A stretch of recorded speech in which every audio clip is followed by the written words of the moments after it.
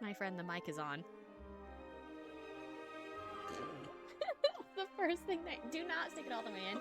You know, that's what she said. Give it to me. Come on. No more. It's all slobbery. No more chew toy for you. Come on. Hand him over. I don't care if he's slobbery. Yeah. Give me Starscream. Give him to me. Thank you. No more. Well, that's one way to start. Indeed. Alright, everyone. Day 2. Let's go. Saren is here and very silly. So. I took my ADHD meds so late. I took them so late. And nah. No. No. Anyways, nothing's really changed from yesterday. D&D was fun though. I scared so many people and did a lot of damage. You didn't scare me, you just made me gay. They did in a respectful way, they did a really hot laugh, and then I died. I don't think I've ever laughed like that ever before. It was like a deep evil laugh, and it was so much fun. You're usually not hot to me, so no offense. None taken. I'd prefer it that way. Anyways, I did, in one round, in the game we were playing, I did 229 damage. And I missed half the shots. That's a lot of damage. If I hadn't missed the shots, I would have done 349 damage. We did the math. It was very fun. Yeah, D&D. I love playing D&D. Meow. I want to chew on Starscream. You cannot chew on Starscream again. You choked on him. I did not choke on him. I triggered my gag reflex. No. Anyways, the context for that is Saren got me some Transformers figures for Valentine's Day, because I'm a big Transformers fan. But one of the figures... Not, so I had no idea what I... I only know Bumblebee and, like, Optimus Prime and Megatron, and I can't tell them apart. I just know Bumblebee's the yellow one. Mm-hmm. And so, they got me Bumblebee. And they also got me Starscream, my least favorite Transformer. I'm sorry. I'm not mad at you in the slightest, I promise. My Etsy shop isn't up there, is it? Hang on, let me grab the link for that. Yes, my plan, if I get Starscream figures, I tend to torture him. Because I don't like Starscream at all. In the slightest. So I chewed on him. Yes, apparently he's a very good texture for chewing on. And I'm not giving him back. Because you're chewing on him. And you don't need to do that. I don't need you choking on him. That's what she said.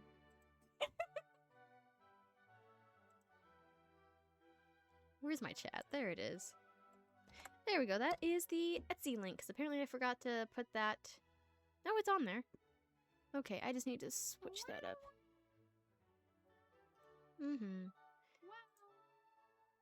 Let's see. Let's get over stream elements. Fix that up.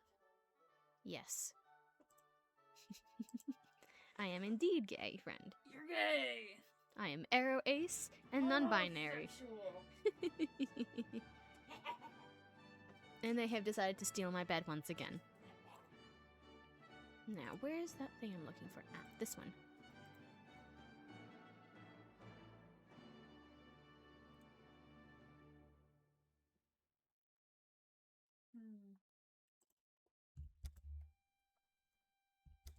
There we go. That should save that correctly now. Please do not. He's just gonna fall now. You can't get to him.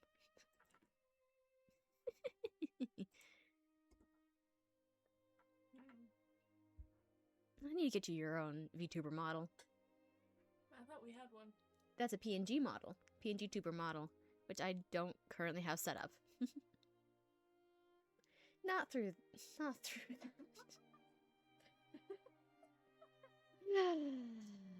Slobber. It smells like slobber. Yeah, because you had him in your mouth. That's what she said. See what I have to deal with? This is my best friend Sarah, and I still have to deal with all this on a day-to-day basis. You're welcome, you love me. I do love you. But sometimes you're a pain in the butt. And a gremlin. Why are you... No. No. My evil plans. Your evil plans have been interrupted. You're not a very good interrupter. Do it in your own hand. Do that instead. That's better. Anyways, today's plan was to play Day Everything, but I couldn't figure out how to get the capture card working. It's supposed to be simple, and I was following the instructions. It was not working. No. Thank you. So, no Day Everything today. Maybe not for a little while. Date nothing. So, I've just gotta wait for that one. Friend, I can see what you're doing. I'm not blind. Ugh. Thank you. Take a nap. Anyways, today I'm going to be playing Doki Doki Literature Club. Because that was recommended and I think I'd enjoy it. I have not looked at the trigger warnings though, so... we will look at that now. The list is really long. Nothing that I think would trigger you specifically. I don't think so either. But I'm double checking.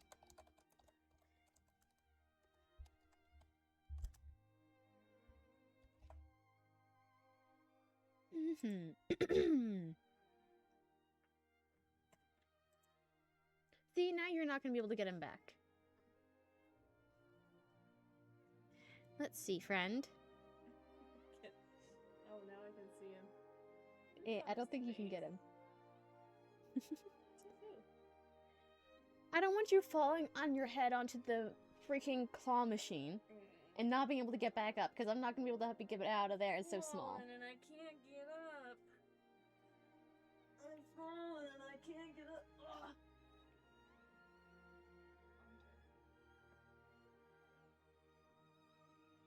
Ugh. Let's see.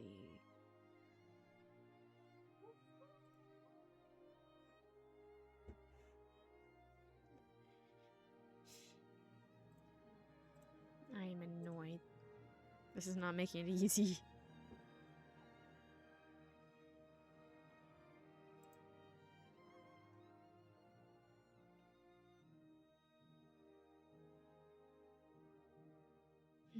Come on.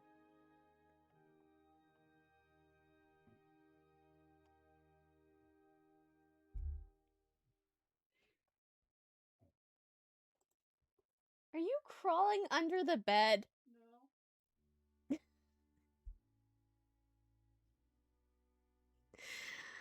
I'm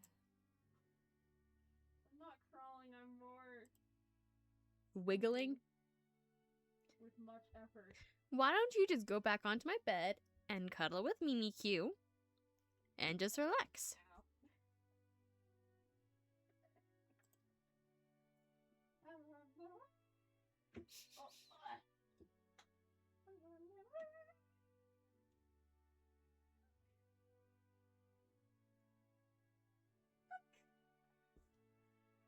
Oh, you found Daisy! Thank you, been looking for her.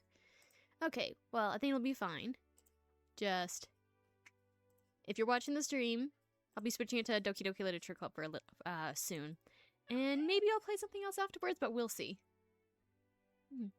I need to actually open the game, so I'll do that now.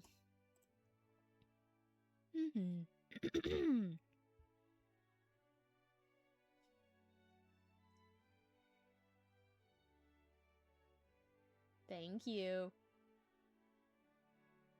They got Starscream again. Under the bed. I found him. He wasn't under the bed, he was like right there. Yes, but you had to crawl under the bed to get to him. Don't fall! I wasn't gonna fall, I was gonna suffocate and die! I have a canopy over my bed. And that's what was keeping them from getting to Starscream. Not anymore. I just can't get to his arms. Yes. I removed his arms. Anyways, let me switch things over. This is a good song. Take off his head? Perhaps. I don't know, it's moving an awful lot. Come on. It's supposed to work. Steam. Yep, I gotta switch this to this one. If it'll work. Okay, it's being weird.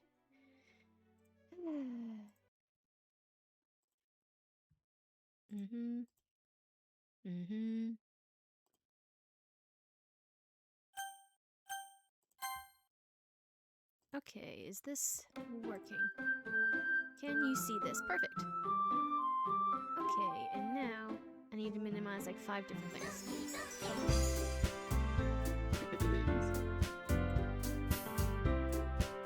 And let me make sure that this is fitting the screen right. Yep, it's good. Why not working exactly?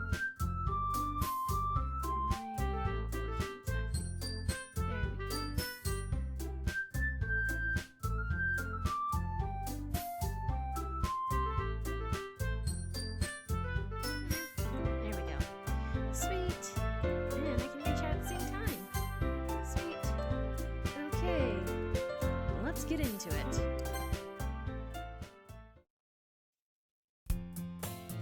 Hey. I see an annoying girl running toward me from the distance, waving her arms in the air, like she's totally oblivious to any attention she might draw to herself. That girl is Sayori, my neighbor and good friend since we were children. You know, the kind of friend you can never see yourself making today, but it just kind of works out because you've known each other for so long. We used to walk to school together on days like this, but starting around high school, she would oversleep more and more frequently, and I would get tired of waiting up. And I just remembered I need to come here and switch the category. Let me do that. If I can spell it right.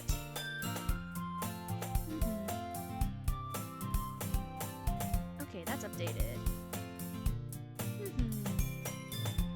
But if she's going to chase after me like this, I almost feel better off running away. However, I just sigh and idle in front of the crosswalk and let Sayori catch up to me. Ha, I overslept again, but I caught you this time. Maybe, but only because I decided to stop and wait for you. You say that like you were thinking about ignoring me. That's mean, Arcane. Well, if people stare at you for acting weird, then I don't want them to think we're a couple or something. Fine, fine. But you did wait for me after all. I guess you didn't have it in you to be mean even if you want to. Whatever you say, Sayori. We cross the street together and make our way to school. As we draw near, the streets become increasingly speckled with other students making their daily commute. By the way, Arcane, have you decided on a club to join yet? A club? I told you already, I'm not really interested in joining any clubs. I haven't been looking either. That's not true. You told me you would join a club this year. Did I?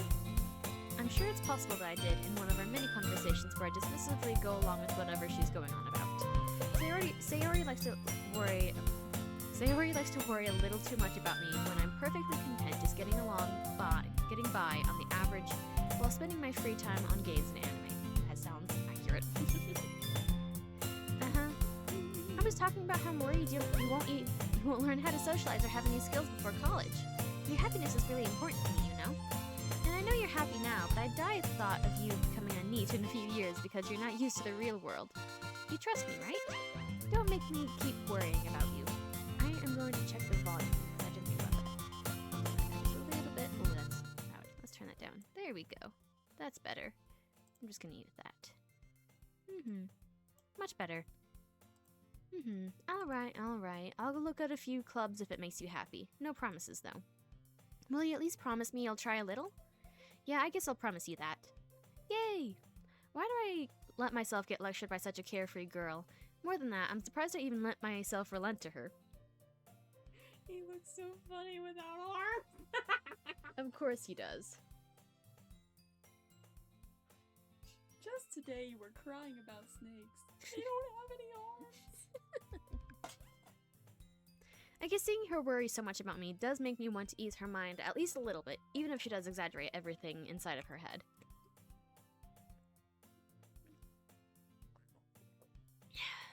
The school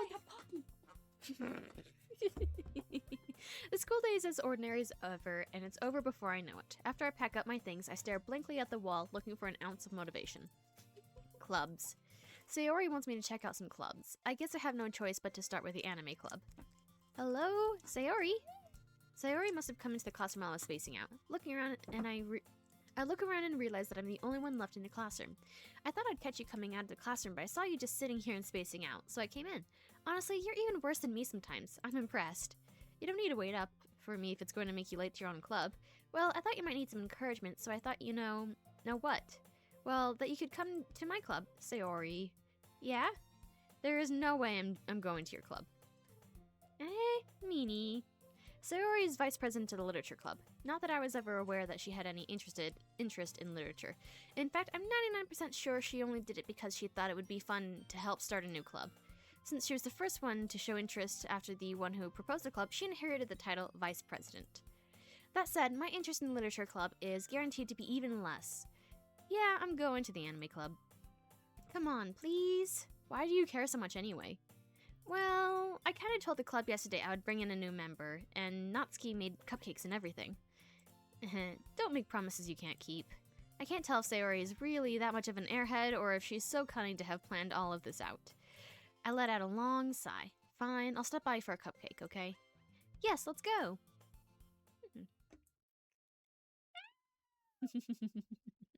And thus, today marks the day I sold my soul for a cupcake. Me? You would do that. Absolutely. Well, it depends on what flavor the cupcakes are. Well, what flavor of cupcake is your favorite, then? I dejectedly follow Sayori across the school and upstairs, a section of the school I rarely visit, being generally used for third-year classes and activities. Red velvet. Red velvet is good. Let's see, what have I made? I remember one year when I was in my baking pastry class, we did a cupcake competition at the end of the semester. And I made German chocolate cupcakes. And they had like the caramely, coconutty filling in it, and there was also a Samoa cookie on top. It was really good. Sayori, full of energy, swings open the classroom door. Everyone, the new member is here. I told you, don't call me a new member. I glance around the room. Welcome to the literature club. It's a pleasure meeting you. Sayori always says nice things about you. Seriously? You brought a boy? Oh wait. Is the main character a boy in this? Okay, that threw me way off. I don't know what I was thinking, but that was weird. It's built like a dating sim, my love. Yes, most of the dating sims I play are LGBTQ friendly. And use they them pronouns. That just threw me way off. I don't know. I thought the main character was a girl or something. I don't know what I was thinking. Way to kill the atmosphere. Arcane, what a nice surprise. Welcome to the club. All words escape me in this situation. Ugh. I hate it. I hate harems. I will watch That Time I Got Reincarnated as a Slime, despite the fact that it does have a harem trope, but the rest of the story is amazing and I love Rimuru. High School Host Club. I can't watch that one. Fall in love. I think I tried to watch that one once, and I almost died from secondhand embarrassment in like it's kind of bad. the first few minutes. I can't really watch it. Bad. It's not possible for me. It's bad, but in a way that makes it really, really This club is apparently full of very cute girls. They're girls. I don't know. I don't have much else to say. What are you looking at? If you want to say something, say it. Sorry. Natsuki. The girl with the sour attitude, whose name is apparently Natsuki, is one I don't recognize. Her small figure makes me think she's probably a first year. She's also the one who made cupcakes, according to Sayori. You can just ignore her when she gets moody. Sayori says that quietly into my ear, then turns back towards the other girls. Anyway, this is Natsuki, always full of energy. And this is Yuri, the smartest in the club. Don't say things like that. Yuri, who appears comparably. I don't normally struggle with reading. Yuri, who appears comparably more mature and timid, seems to have a hard time keeping up with people like Sayori and Natsuki. Well, it's nice to meet both of you, and it sounds like you already know Monica, is that right? That's right. It is great to see you again, Arcane. Monica smiles sweetly. We do know of each other. Well, we rarely talked, but we were in the same class last year. Monica was probably the most popular girl in class. Smart, beautiful, athletic. Basically, completely out of my league. So having her smile at me so genuinely feels a little... You too, Monica. Come sit down, Arcane. We made room for you at the table, so you can sit next to me or Monica. I'll get the cupcakes. Hey, I made them. I'll get them. Sorry, I got a little excited. Then how about I make some tea as well? The girls have a few desks arranged to form a table. As Sayori mentioned, it's been widened so that there is one space next to Monica and one space next to Sayori. Natsuki and Yuri walk over to the corner of the room where Natsuki grabs a wrapped tray and Yuri opens the closet. Not the closet, sorry. I don't know. Let me out. I'm stealing one of your Pockies. Spit out the trash! No. It's slobbery. I don't care. It's trash. You shouldn't be eating it. It tastes good. I don't care. Still feeling awkward, I take a seat next to Sayori. Natsuki proudly marches back to the table, tray in hand. Okay, are you ready? Ta-da! Whoa! Natsuki lifts the foil off the tray to reveal a dozen white, fluffy cupcakes decorated to look like little cats. Oh, that's so cute! I want to see them! The whiskers are drawn with icing, and little pieces of chocolate were used to make the ears. Oh, that's so cute! I had no idea you're so good at baking, Natsuki. Well, you know. Just hurry and take one. Sayori grabs one first, then Monica. I follow. It's delicious! Sayori talked with her mouth full and has already managed to get icing on her face. Hi, puppy. My dog Cece's here. She's a good girl. I'm eating your dog. Hi, puppy. How are you doing? Just want some attention, baby? Mm-hmm. I turn the cupcake around my fingers, looking for the best angle to take a bite. Natsuki is quiet. I can't help but notice her sneaking glances in my direction. Is she waiting for me to take a bite? I finally bite down. The icing is sweet and full of flavor. I wonder if she made it herself. This is really good. Thank you, Natsuki. Why are you thanking me? It's not like haven't I heard this somewhere before? Made them for you or anything. I thought you technically did. Sayori said, well, maybe, but not for, you dummy. Alright. I give up on Natsuki's weird logic and dismiss the conversation. I'm just gonna walk standing guard. She tends to do that. Hi. She's a sweet girl. Yuri returns to the table carrying a tea set. She carefully places a teacup in front of each of us before setting down the teapot next to the cupcake tray. You keep a whole tea set in this classroom? Don't worry, the teachers give us permission. After all, doesn't a hot cup of tea help you enjoy a good book? I do agree with that. I guess. Don't let yourself get intimidated. Yuri's just trying to impress you. That's not true. Insulted, Yuri looks away. I mean that, I believe you. Well, tea and reading might not be a pastime for me, but I at least enjoy tea. That is so off. Tea and reading are they're my most used pastimes, really. I love tea. A good cup of tea can just completely get rid of all anxiety. Genuinely. It is one of the best things. I wish I liked tea. You drink the tea I made for you one time. I don't know what tea was it. Was it the rose one? I think it was red. I usually do a raspberry and blackberry tea. Oh, maybe it was the raspberry one. It might be that one, but I also had a rose hips and hibiscus tea as well. Also red. I just remember it was red. And I think my model's being fine. That's good. I need to minimize that. You broke it. I didn't break it. I just pressed the wrong button. Well, I already read that. I'm glad. Yuri faintly smiles to herself in relief. Monica raises an eyebrow, then smiles at me. I have to pee again. Okay, have fun. So what made you consider the literature club? I was afraid of this question. Something tells me I shouldn't tell Monica I was practically dragged here by Sayori. Well, I haven't joined any clubs yet, and Sayori seems really happy here, so... That's okay, don't be embarrassed. We'll make sure you feel right at home, okay? As president of the literature club, it's my duty to make the club fun and exciting for everyone. Water's delicious. Monica, I'm surprised. How come you decided to start your own club? You could probably be a board member for any of the major clubs. Weren't you a leader of the debate club last year?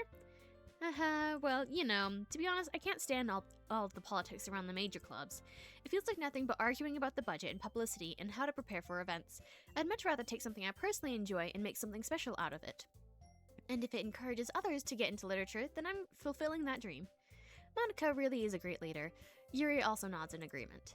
Then I'm surprised there aren't more people in the club yet. It must be hard to start a new club. You could put it that way. Not many people are very interested in putting all of the effort to start something brand new, especially when it's something that doesn't grab your attention like literature. You have to work hard to convince people that you're both fun and worthwhile, but it makes school events like the festival that much more important. I'm confident that we can all really grow this club before we graduate. Right, everyone? Yeah, we'll do our best. You know it. Everyone enthusiastically agrees. So, such different girls, all interested in the same goal. Monica must have worked really hard to find these three. Maybe that's why they're all delighted by the idea of a new member joining. Although, I still don't really know if I can keep up with their level of enthusiasm about literature. So Arcane, what kinds of things do you like to read? Well, considering how little I've read these past few years, I don't really have a good way of answering that. Manga, I mutter quietly to myself, half joking. Natsuki's head suddenly perks up. It looks like she wants to say something, but she keeps quiet. And not much of a reader, I guess. Well, that can change. What am I saying? I spoke without thinking after seeing Yuri's sad smile. Anyway, what about you, Yuri? Well, let's see. Yuri traces the rim of her teacup with her finger. My favorites are usually novels that build deep and complex fantasy worlds. I love those kinds of books. I love fantasy and I love sci-fi. Currently, I'm actually reading Project Hail Mary, because I got to see that with Saren recently, the movie, and the book is so good. We're talking about Project Hail Mary. Hail Mary. That's Project Hell. words are hard, and I don't know why. It's today of all days. It's because they're on stream. Yeah. The level of creativity and craftsmanship between them is amazing to me, and telling a good story in such a foreign world is equally impressive. Yuri goes on, clearly passionate about her reading. She seems so reserved and timid since the moment I walked in, but it's obviously the way her eyes light up that she finds comfort in the world of books, not people. But, you know, I like a lot of things. Stories with deep psychological elements usually immerse me as well. Isn't it amazing how a writer can so deliberately take advantage of your own lack of imagination to completely throw you for a loop?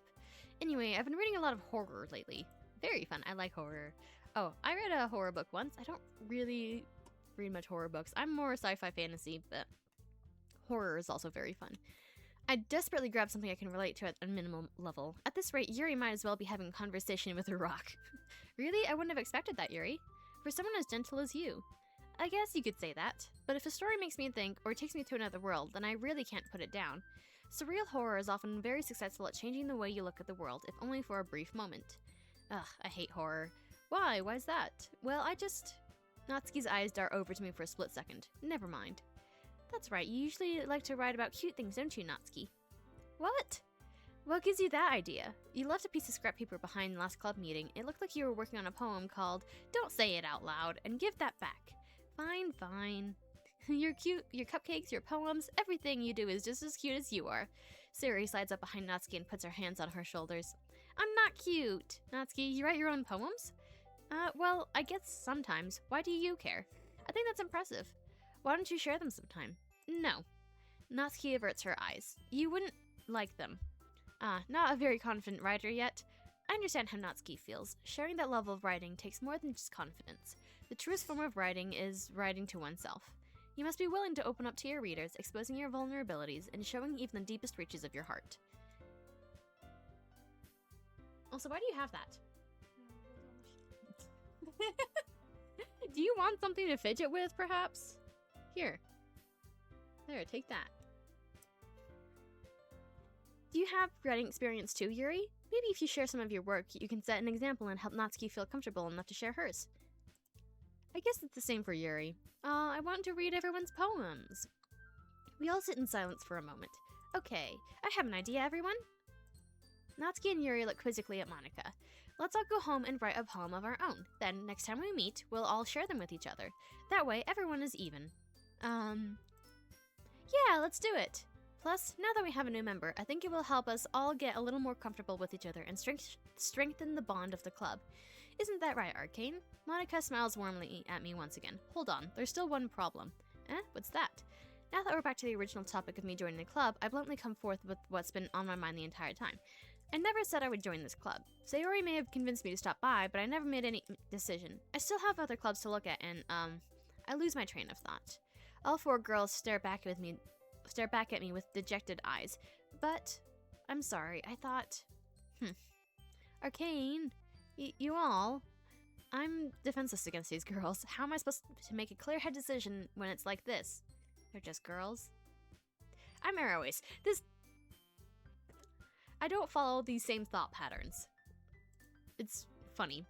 What if if writing poems is the price I need to pay in order to spend every day with these beautiful girls? Again, not where my brain goes. Right. Okay, I've decided then. I'll join the literature club. One by one, the girls' eyes light up. Yes, I'm so happy! Sayori wraps her arms around me, jumping up and down. Hey, you really did scare me for a moment. If you really just came by for cupcakes, I would be super pissed. Then that makes it official. Welcome to the literature club. Ah, thanks, I guess. Okay, everyone. I think with that we can... You good? I think with that we can officially end today's meeting on a good note. Everyone remember tonight's assignment. Write a poem to bring to the next meeting so we can all share. Monica looks over at me once more. Arcane, I look forward to seeing how you express yourself. Yeah, can I really impress the class star Monica with my mediocre writing skills? I already feel the anxiety welling up inside me. Meanwhile, the girls continue to chit-chat as Yuri and Natsuki clean up their food. Hey, Arcane, since we're already here, do you want to walk home together? That's right, Sayori and I never walk home together anymore because she's always stayed after school for clubs. Sure, might as well. Yay! Yeah, reading a lot is tiring. Do you want me to grab you some water? Do you want me to get you a fun drink? Is it gonna be water? No. Is it gonna be water? No. I promise it's not gonna be water. You're lucky I'm autistic and can't tell when people are lying. I'm not lying. I don't lie to you. It's not water, I promise. Awesome, you get to entertain stream for a few minutes. Ah, okay. Let me just switch back to that. Oh my god. I will go get you a fun drink. Yeah, I love you. Love you too. Entertain stream. Entertainment. Entertainment. Hi guys. I tried to slide. Oh. I tried to slide over, but it was. Sorry, chat. I tried to slide over and then I almost fell, and that would have been really sad. How come I'm so interesting when I'm talking to myself, and then as soon as I'm on camera, I like, hi guys. Whoa. Anyway, so, yeah.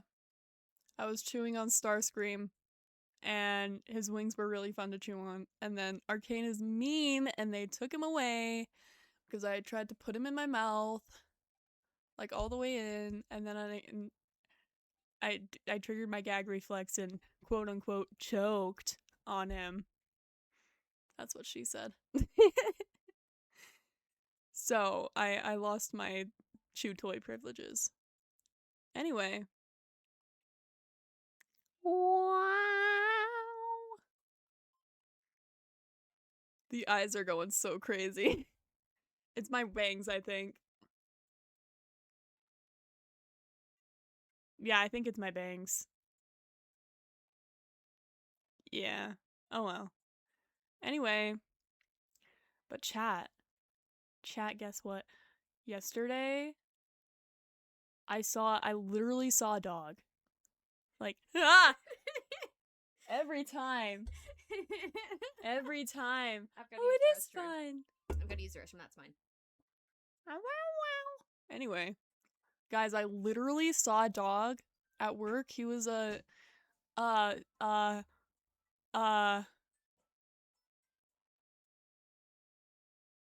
what's it called? A Cavapoo. I'm some sort of poodle mix. And he was so cute. He was like only a year old, and he's jumping up on the counter. I'm like, oh my god. And I got to pet him. And he was very good.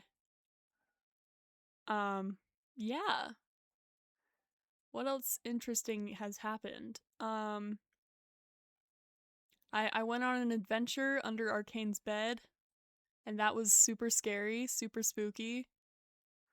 I haven't been under a bed, I think, since I was like 9.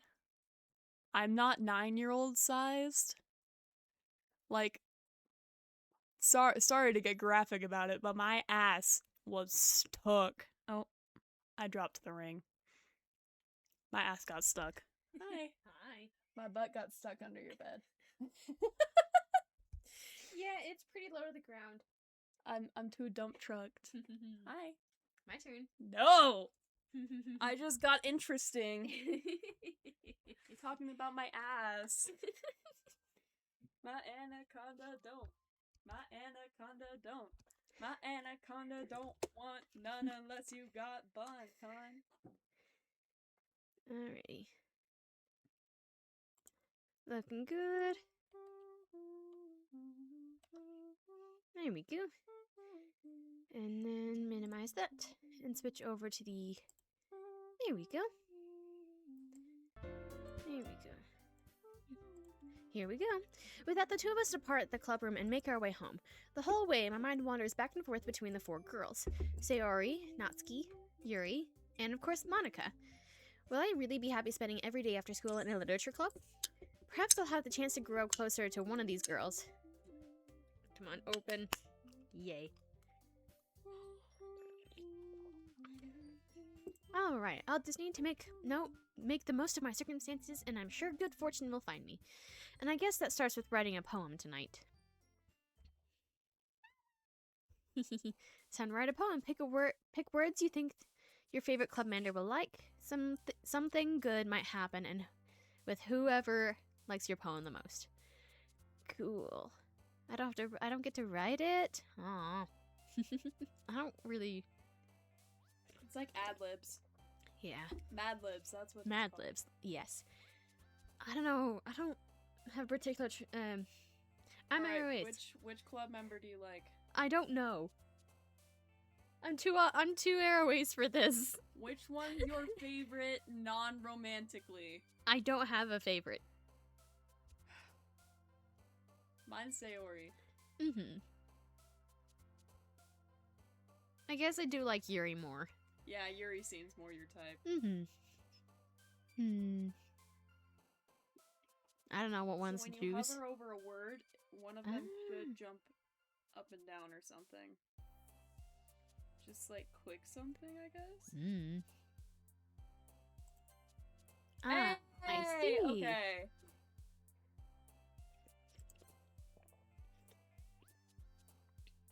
That is a very dark word. Oh, you're not ready. Oh, you're not ready. I think, to my understanding, you're going into this mostly blindly. Entirely blindly. Entirely blindly. I know what happens to all of them.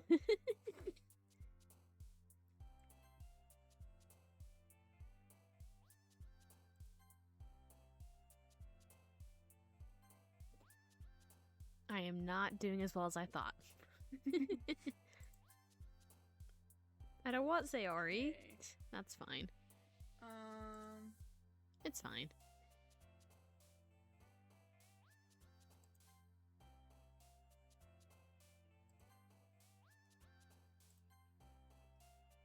Let's see.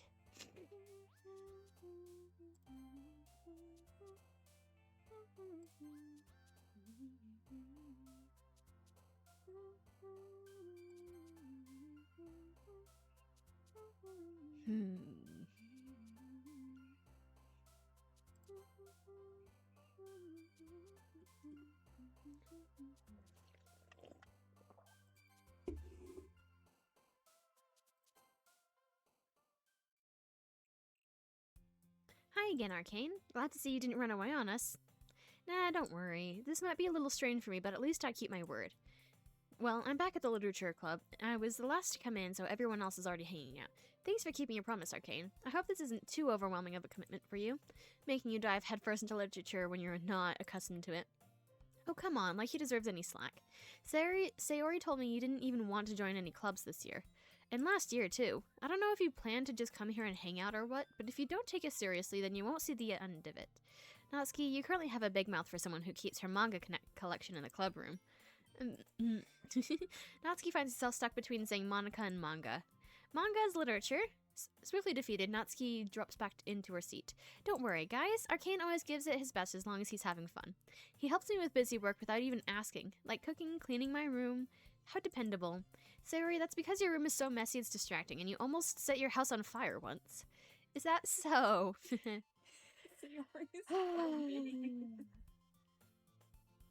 two are really good friends, aren't you? I might be a little jealous. How come? You and Arcane can become good friends too. Sayori. As usual, Sayori seems oblivious to the weird situation she just put me into. Oh, Yuri even brought you something today, you know? Wait, Sayori? Me? Not really. Don't be shy. It's really nothing. What is it? Never mind. Sayori made it sound like a big deal when it's really not. What do I do? I'm sorry, Yuri, I wasn't thinking. I guess that means it's up to me to rescue the situation. Hey, don't worry about it. First of all, I wasn't expecting anything in the first place, so any nice gesture from you is a pleasant surprise. It'll make me happy no matter what. Is that so? Yeah, I won't make it a big deal if you don't want it to be. Alright. Well, here. Yuri reaches into her bag and pulls out a book. I didn't want you to feel left out, so I picked out a book I thought you might enjoy. It's a short read, so it should keep your attention, even if you don't usually read. And we could, discuss it if you wanted. How is this girl accidentally being so cute? She even picked out a book she thinks I'll like, despite me not reading much. Yuri, thank you. I'll definitely read this. I enthusiastically take the book. Phew. Well, you can read it at your own pace. I look forward to hearing what you think. Now that everyone is settled in, I expect Monica to kick off some scheduled activities for the club, but that doesn't seem to be the case. Do you want a different chair, maybe? No, I'm just being a dork. You're bored? Why don't you grab Rimuru? That's what I was gonna do. Once I figured out how to get up. Sayori and Monica are having a cheery conversation in the corner. Yuri's face is already buried in a book. I can't help but notice her intense expression, like she was waiting for this chance. Meanwhile, Natsuki is rummaging around in the closet. Man, it looks like no one wants to be bothered today. I slumped down into the nearest desk. How am I supposed to occupy myself with something literature-related by myself like this?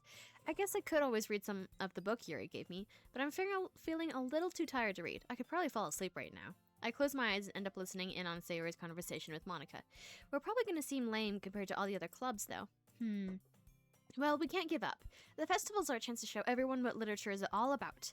The problem is that the idea of a literature club sounds too dense and intellectual, but it's not like that at all, you know?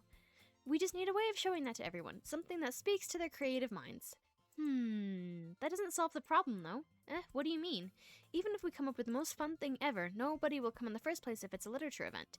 So it's more important to figure out how to get people to show up in the first place, you know? And after they come, we can do the thing to speak to their creative minds. What's this? Sayori is talking about this really seriously. It's rare to hear her deliberating like this. That's a good point. In that case, do you think food will do the trick? What kind? Well, I guess we could. Cupcakes. Aha, good thinking. Natsuki would love to do that. Oh, you're right. Natsuki makes the best cupcakes. And that works out perfectly. That wasn't why you suggested it. Cupcakes speak to my creative tummy.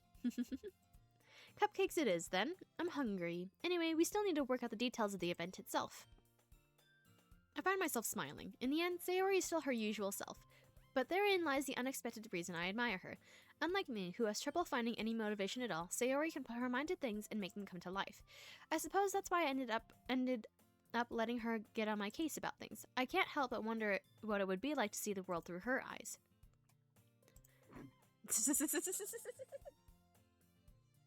Sorry! Bitch, back up! I open my eyes to find Back Sayori's the fuck up. face filling my vision. I nearly fall out of my chair. Sorry. Wait. Actually, I'm not sorry at all. It's your fault for sleeping like that. This isn't the napping club. Does our school have a napping club? You're staying up late again, aren't you? Now that you're in a club, you're gonna have less time for anime, you know? You'll need to get used to it. Don't say that so loud. I glance over my shoulder to see if Monica overheard. It's true, though. Yeah, I know. You're always looking out for me, Sayori. It's what I do best. That's a problem. What about you? You look out for me better than when you look out for yourself. You're still oversleeping every day, aren't you? No, not every day. That's not very convincing. How many days this past week have you gotten up on time? That's it's a secret. I got up before you did today. How many hours of sleep did you get last night, Saren? What are you pulling from your pocket? Chapstick, I need chapstick. Hold the gun on me? Of course not. That'd be ridiculous. How many hours of sleep did you get? Tell me. Or I blow your fucking brains out. So you went to bed at 2 a.m. last night. Yes. And you woke up before me. What time did you wake up before me? Did you get up at 10? Earlier? How many hours of sleep did you get last night, Saren?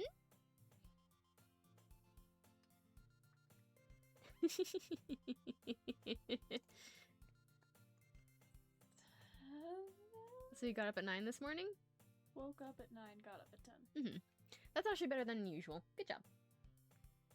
I knew it. Come on, at least give me the benefits of the doubt. I can't even do that. Look, Sayori, it's written all over you. Huh? Sayori glances around herself. How is it written all over me? You were clearly in a rush this morning. Look, your hair is sticking out all around here. I run my fingertips down the side of Sayori's hair, trying to straighten it out. Man, you really need a brush for this. My hair is just really hard to get right. It won't fall for that. I won't fall for that. There's more than just your hair. Look, your bow isn't straight either, and there's a toothpaste stain on your collar right here. I try to wipe off the stain with my finger, but nobody would ever notice that. Of course they would. Nobody's gonna tell you about it because they don't want to embarrass you. Fortunately, I really don't care about that. Hey, you meanie. And you don't even keep your blazer buttoned up. Seriously, Sayori, why do you think you don't have a boyfriend yet? That is just mean. That is mean.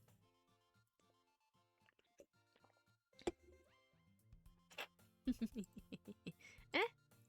That's super mean. Sorry, but you'll thank me later. I start to button her blazer from the bottom. Once you see how much better it looks, you'll change your mind. Whoa! That is... Whoa! Whoa! Yeah, that's a little too much. Her shirt isn't quite buttoned correctly. Whoa! This is so funny. What is it? Well, I was just thinking how weird it is to have a friend who does these kinds of things for me. Eh? Don't say it like that. You make me feel weird about it, stupid. It's okay, though. I'm happy we're like this. Aren't you? I guess. Hey, be careful. The button might come off. Yikes! Why is this one so hard to close? I struggled to fully close the button near... Yikes! What the figs? I was not expecting this. I want the horror. I want the psychological horror. Oh, I don't want this. This is too much, thank you. If you ever buttoned it, you would have noticed sooner that it doesn't fit you anymore. What are you smiling about? Thank you.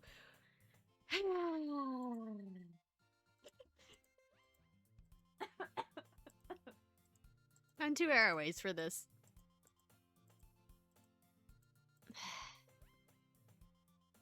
Thank you for changing the scene, but... Yeah. You doing alright? Just weirded out? Ugh. I don't like that. So Hurry puts her arms out and twirls around. So if I keep it unbuttoned, then I won't get a boyfriend, right? What kind of logic is that? And why are you saying it like that's a good thing? Because if I had a boyfriend, then he wouldn't even let you do things like this. And you take care of me better than anyone else would anyway. So that's why I'm keeping it unbuttoned. Stop saying all these embarrassing things. Eh? I didn't say anything embarrassing. Jeez. Well, anyway, just focus on trying to wake up a little earlier. Only if you'd focus on going to bed earlier. Fine, fine. It's a deal. I guess we really are better at taking care of each other than we are at taking care of ourselves. Yeah, I guess so. Huh. So maybe you should come wake me up in the... No, I'm not going to wake her up. I'm not even going to come wake you up in the morning. You're going to be in the room next to me. You're on your own for that. Damn. You're doing it again, Sayori. Aw, but I was joking that time. Man, it's impossible to tell with you sometimes. Okay, everyone? Eh? Monica suddenly calls out. Why don't we share the poems we wrote now? Yay! Arcane, I can't wait to read yours. Yeah, same. I failed to sound enthusiastic, but Sayori still trots away to retrieve her poem. By the way, did you remember to write a poem last night? Yeah. My relaxation ends. I can't believe I agreed to something so embarrassing. I couldn't really find much inspiration since I've never really done this before. But now that everyone's ready, why don't you find someone to share with? My nose is so runny. I can't wait. Sayori and Monica enthusiastically pull out their poems. Sayori's is on a wrinkled sheet of loose leaf paper torn from a spiral notebook. On the other hand, Monica wrote hers in a composition notebook. I can already see Monica's pristine handwriting from where I sit. Natsuki and Yuki reluctantly comply as well, reaching into their bags. I do the same myself. Who should I show my poem to first? I don't know. Okay. Yuri seems the most experienced, so I should start with her. I can trust her opinion to be fair. As Yuri reads the poem, I notice her eyes lighten. Exceptional! Huh? What was that? Did I say that out loud? Yuri first covers her mouth, but then ends up covering her whole face. He's going to hate me. I'm not gonna hit you, hon. You're fine. You really didn't do anything wrong, Yuri. That's... I guess you're right. What am I getting so nervous for? Yuri takes a breath. So, what kind of writing experience do you have? Your use of imagery and metaphors indicates that you've written a lot of poetry before. Really? Wow, that's a huge compliment coming from you. This is actually my first time, really. Huh? Yuri stares at me blankly, then looks at my poem again. Well, I know that. It just meant, Yuri trails off, unable to find an excuse. She traces her finger along the words in the poem as if breaking it down more thoroughly. Yeah, okay. This is the reason I was able to tell. It's just there are specific writing habits that are usually typical of new writers, and having been through that myself, I kind of learned to pick up on them. I think the most noticeable thing I recognize in new writers is that they try to make their style very deliberate. In other words, they tend to pick a writing style separate from the topic matter, and they form-fit the two together. The end result is that both the style and the expressiveness are weakened. Once Yuri finds her train of thought, it's as if her demeanor totally changes. Her stammering is completely gone, and she sounds like an expert. Of course, it's not the same thing you can blame for. There are so many different skills and techniques that go into writing even a simple poem. Not just finding them and building them, but getting them to work together is probably the most challenging part. It might take you some time, but it all comes with practice and learning by example and trying new things. I also hope that everyone else in the club gives you valuable feedback. Natsuki can be a bit biased, though. Biased? How? Well, never mind. I shouldn't be talking about people like that. Sorry. It's fine. I'm not sure if Yuri's apologizing to herself, to me, or to Natsuki. Do you mind if I read your poem now? Please do. I'd love to share my thought process behind it. Yuri smiles dreamily as if that's a rare opportunity for her, which itself is kind of funny. After all, isn't this supposed to be a literature club? Ghost under the light. The tendrils of my hair illuminate beneath the amber glow, bathing. It must be this one, the last remaining straight light to have withstood the test of time, and the last yet to be replaced by the sickening blue-green hue of the future. I bathe, calm breathing air of the present, but living in the past. The light flickers, I flicker back. It's pretty fun. I'm sorry, I have terrible handwriting. What? I wasn't thinking about that at all, but it took a long time for you to read. Well, I just don't read script very often. I actually think your handwriting is pretty. That's a relief. Also, I liked the poem. Even though it's short, it was really descriptive. It wasn't too short. I usually write longer poems. Not at all. I'm really glad you liked it. I'll be honest. Since it's our first time sharing, I want to write something a little more mild. Something easy to digest, I suppose. Are you into ghosts, Yuri? Actually, the story isn't about a ghost at all, Arcane. Really? I must have totally missed the point. Well, I suppose you did only glance over it after all, but remember that poets often express their own thoughts, feelings, and experiences in their work. They usually do more than tell a simple story or paint a picture. In this case, perhaps, the subject of the poem is only being symbolically compared to a ghost, lingering in her last remaining place of comfort, unable to let go of the past, and soon to be left with nothing. That's a lot more solemn, putting it that way. I hadn't even thought of that. That's impressive. It's nothing, really. Yours was impressive too, so, nah. If anything, I could probably learn a thing or two from you. You think so? Yeah, of course. You know, I was really nervous about doing all this, but in the end, I enjoyed it. I'm gonna keep doing my best for you, Arcane. Me too. I want to read the poem that I put together. I'm curious. Do you know something about it? About the poem? Yeah. You're being very suspicious. Let's go to Sayori then. I'm being suspicious on purpose, perhaps. Perhaps. Hello, new friend. Ectogy, I think that's how I said your name. Is that right? I don't know. Hi! Hello, I am Arcane. This is my friend Saren, who is very chaotic a lot of the times. We're playing Doki Doki Literature Club, because I've never played this before, and I know nothing. I'm going in completely blind. Big mistake. Yeah. I saw the No one spoil it. No one spoil Yeah, it. I don't want spoilers yet. I want to see their face. This will be very fun. Oh my goodness. This is so good, Arcane. Huh? I love it. I had no idea you were such a good writer. Sayori, you must be seriously overreacting. I'm not a good writer at all. I honestly have no idea what I'm doing. Well, maybe that's why. Because I have no idea what I like either. Haha, jeez. Friend, have you played this game before? Did you play it, Saren? No. No, I just read up on.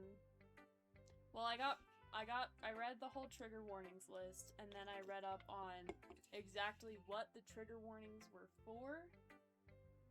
So I don't quite know the story, but I know what happens to everybody. And I know nothing, so I think it'll be fun. Yuri's opinion was way more constructive than this, maybe even Natsuki's. Are you sure you don't like it just because I wrote it? Well, I'm sure that's part of it. I think I understand you better than a lot of other people, you know? So when I read your poem, it's not just a poem. It's an arcane poem. And that's what makes it feel extra special, like I can feel your feelings in it. Sayori hugs the sheet against her chest. You're so weird, Sayori. I'm really happy that you that you wrote one. It just reminds me of how you're really a part of the club now. Not to mention the fact that I'm standing in front of you in the club room. Well, of course. I'm not really into it yet, but that doesn't mean I'll break my promise. See? It's like I said before, Arcane. Deep down, you're not selfish at all, you know? Trying new things like this for other people, that's something that only really good people do. Thanks, Sayori. I'm not sure if Sayori sees the full picture of my motive here. Then again, I can't deny that she's part of the reason I joined. Knowing how much this means to her and all, yeah. And I'm gonna make sure you have lots of fun here, okay? That will be my way of thanking you. Alright, I'm gonna hold you to that then. Yay! Now, you'll read my poem too, right? Don't worry, I'm really bad at this. We'll see about that. Let's see. Dear Sunshine, the way you glow through my blinds in the morning, it makes me feel like you missed me. Kissing my forehead to help me out of bed, making me rub the sleepy from my eyes. Are you asking me to come out and play? Are you trusting me to wish away a rainy day? I look above, the sky is blue. It's a secret, but I trust you too. If it wasn't for you, I could sleep forever, but I'm not mad. I want breakfast. That's cute. Very fun. Also feels like something you'd write. Hey. Am I wrong? Yes. It's a cute poem. It's very fun. I like the metaphor. Sayori, this is just a guess, but did you wait until this morning to write this? No. Just a little bit. You can't answer just a little bit to a yes or no question. I forgot to do it last night. Well, at least that makes me a little bit better about myself. Don't be mean. I still tried my best. Yeah. I didn't mean to say it was a bad poem. It came out really nice, or how should I put it? It sounds just like you. Really? Yeah. Especially that last line. I made eggs and toast. Even though you were late to school, it's bad to skip breakfast. I get all cranky. Well, I guess there's no point in arguing. Anyways, thank you for showing me. This was so much fun. Monica's the best. Yeah, but next time I won't forget. And I'm gonna write the best poem ever. Well, I guess I'll look forward to it. I'm just checking something. Let's go Natsuki, then Monica. Arcane, if you're not going to take this club seriously, then go home. What? Damn. Harsh. What do you expect me to believe, that you actually put effort into this? Do you think I'm stupid? I'm not a writer. Maybe it's not very good, but yeah, I did put in effort. We all start somewhere, right? If you're still proud of your first poem you ever wrote, then I'd like to read it. Painful to think about? Fine. Well, sorry. You'll get better anyway. I'd tell you what to improve, but you're better off just trying again. Fair enough. Well, to each their own, I guess. Anyway, I guess I gotta share mine now. Knowing you, you'll probably think it's stupid. Eagles can fly, monkeys can climb, crickets can leap, owls can race, horses can race, owls can seek, cheetahs can run, eagles can fly, people can try, but that's about it. Interesting. Her handwriting's really cute and way better than mine. My handwriting's bad. Just wait till you see what I wrote in the Project Hail Mary book. I can barely read half of it. Oh no. Yeah. I really tried to write neatly. That's fair. Yeah, I told you that you weren't gonna like it. I like it. Simple. What? Just be honest. I am. Why are you so convinced that I wouldn't like it? Well, because everyone in high school thinks that writing has to be all sophisticated and stuff, so people don't even take my writing seriously. But isn't the point of poems for people to express themselves? Your writing style wouldn't make your message any less valid. Yes, exactly. I like when it's easy to read, but it hits you hard. Like in this poem, seeing everyone around you do great things can be really disheartening, so I decided to write about it. Yeah, I understand. But the other nice thing about simple writing is it puts more weight on the wordplay. Like, I set up for a rhyme at the end, but made it fall flat on purpose. It helps bring out the feeling in the last line. I did notice that. So you did. I guess more went into it than I realized. That's what it means to be a pro. I'm glad you learned something. I didn't expect that from the youngest one here, did you? Yeah, I guess not. I decided to humor her with that last comment. I didn't really care how old everyone is, but if Natsuki's feeling proud, then I won't take that away from her. And now for Monica.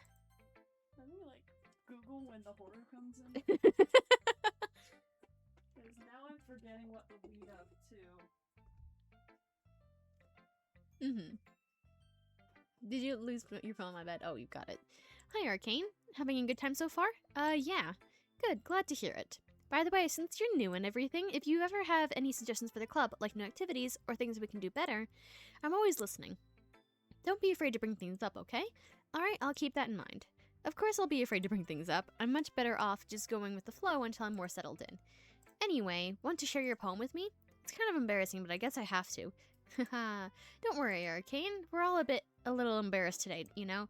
But it's that sort of barrier that we'll all learn to get past soon. Yeah, that's true. I hand Monica my poem. I like this one. It makes me think something Sayori would like. Is that so? You and Sayori are really good friends, right? I wouldn't be surprised if you had those sorts of things in common. Well, we may be good friends, but Sayori and I are actually really different. Well, that may be the case, but maybe there are also some similarities you wouldn't expect. The way she talks about you, it sounds like the two of you really care about each other's well-being. Even if you show it in different ways, it ends up being more similar than you think. So I think that's the kind of vibe I get when reading your poem. You sure you're not reading into it too much? I could be. Oh gosh, I sound like Yuri. But in any case, Sayori's writing has a kind of gentle feel to it. I can tell she likes exploring with emotions like happiness and sadness. Who knew that someone so happy would enjoy sad things too? Yeah, that's totally unexpected. Well, to each their own. And you shouldn't be afraid to experiment a little either. I'm sure I'll end up trying different things a lot. It would take a while before I feel comfortable about doing this. That's okay. I'd love to see you try new things. That's the best way to find the kind of style that suits you. Everyone else might be a little biased towards their own kinds of styles, but I'll always help you find what suits you the most. So don't force yourself to write the way everyone else wants you to write. It's not like you have to worry about impressing them or anything. Anyway, do you want to read my poem now? Don't worry, I'm not very good. You sound pretty confident for someone who claims to not be very good. Well, that's because I have to sound confident. That doesn't mean I always feel that way, you know? I see. Well, let's read it then. Hole in wall. It couldn't have been me. See the direction the spackle protrudes. A noisy neighbor, an angry boyfriend? I'll never know. I wasn't home. I peer inside for a clue. No, I can't see. I reel, blind, like a film left out in the sun. But it's too late. My retina's already scorched with a permanent copy of the meaningless image. It's just a little hole. It wasn't too bright. It was too deep, stretching forever into everything. A hole of infinite choices. I realized now that I wasn't looking in, I was looking out. And he, on the other side, was looking in. Very interesting.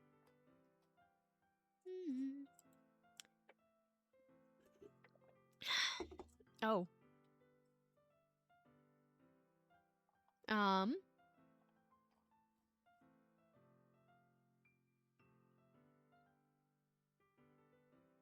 we still in Act 1? Yeah. I don't know what is going on with this. I also haven't saved at all. Hey guys. Yeah, What's up with that? I broke it. Oh dear, I broke it. Hi. Click ignore. It may make things worse. I'm gonna. No, it's Monica. It's part of the game. Oh, okay. Okay, that would make me really worried. I thought I broke forgot Monica Ava does that sometimes. Okay, well, I've saved now. So what do you think? It's very freeform, if that's what you call it. Sorry, I'm not really the right person to ask for feedback. That's okay. Yeah, that kind of style has gotten pretty popular nowadays. That is, a lot of poems have been putting emphasis on the timing between words and lines. When performed out loud, it can be really powerful. What was the inspiration behind this one? Well, I'm not really sure if I know how to put it. I guess you could say that I had some kind of epiphany recently. It's been influencing my poems a bit. An epiphany? Yeah, something like that. I'm kind of nervous to talk about deep stuff like that because it's kind of coming on strongly. Maybe after everyone is better friends with each other. Anyway, here's Monica's writing tip of the day. Sometimes when you're writing a poem or a story, your brain gets too fixated on a specific point. If you try so hard to make it perfect, then you'll never make any progress. Just force yourself to get something down on paper and tidy it up later. I struggle with that, honestly. I do a lot of writing myself, and I tend to just focus too hard. My first drafts come across as like several drafts later when they're supposed to be first drafts, and I just lose steam very quickly. Another way to think about this is if you keep your pen in the same spot for too long, you'll just get a big dark puddle of ink. So just move your hand and go with the flow. That's my advice for today. Thanks for listening. Phew. I guess that's everyone. I glance around the room. That was a little bit more stressful than I anticipated. It's as if everyone is judging me for my mediocre writing abilities. Even if they're just being really nice, there's no way my poems can stand up to theirs. This is a literature club after all. I sigh.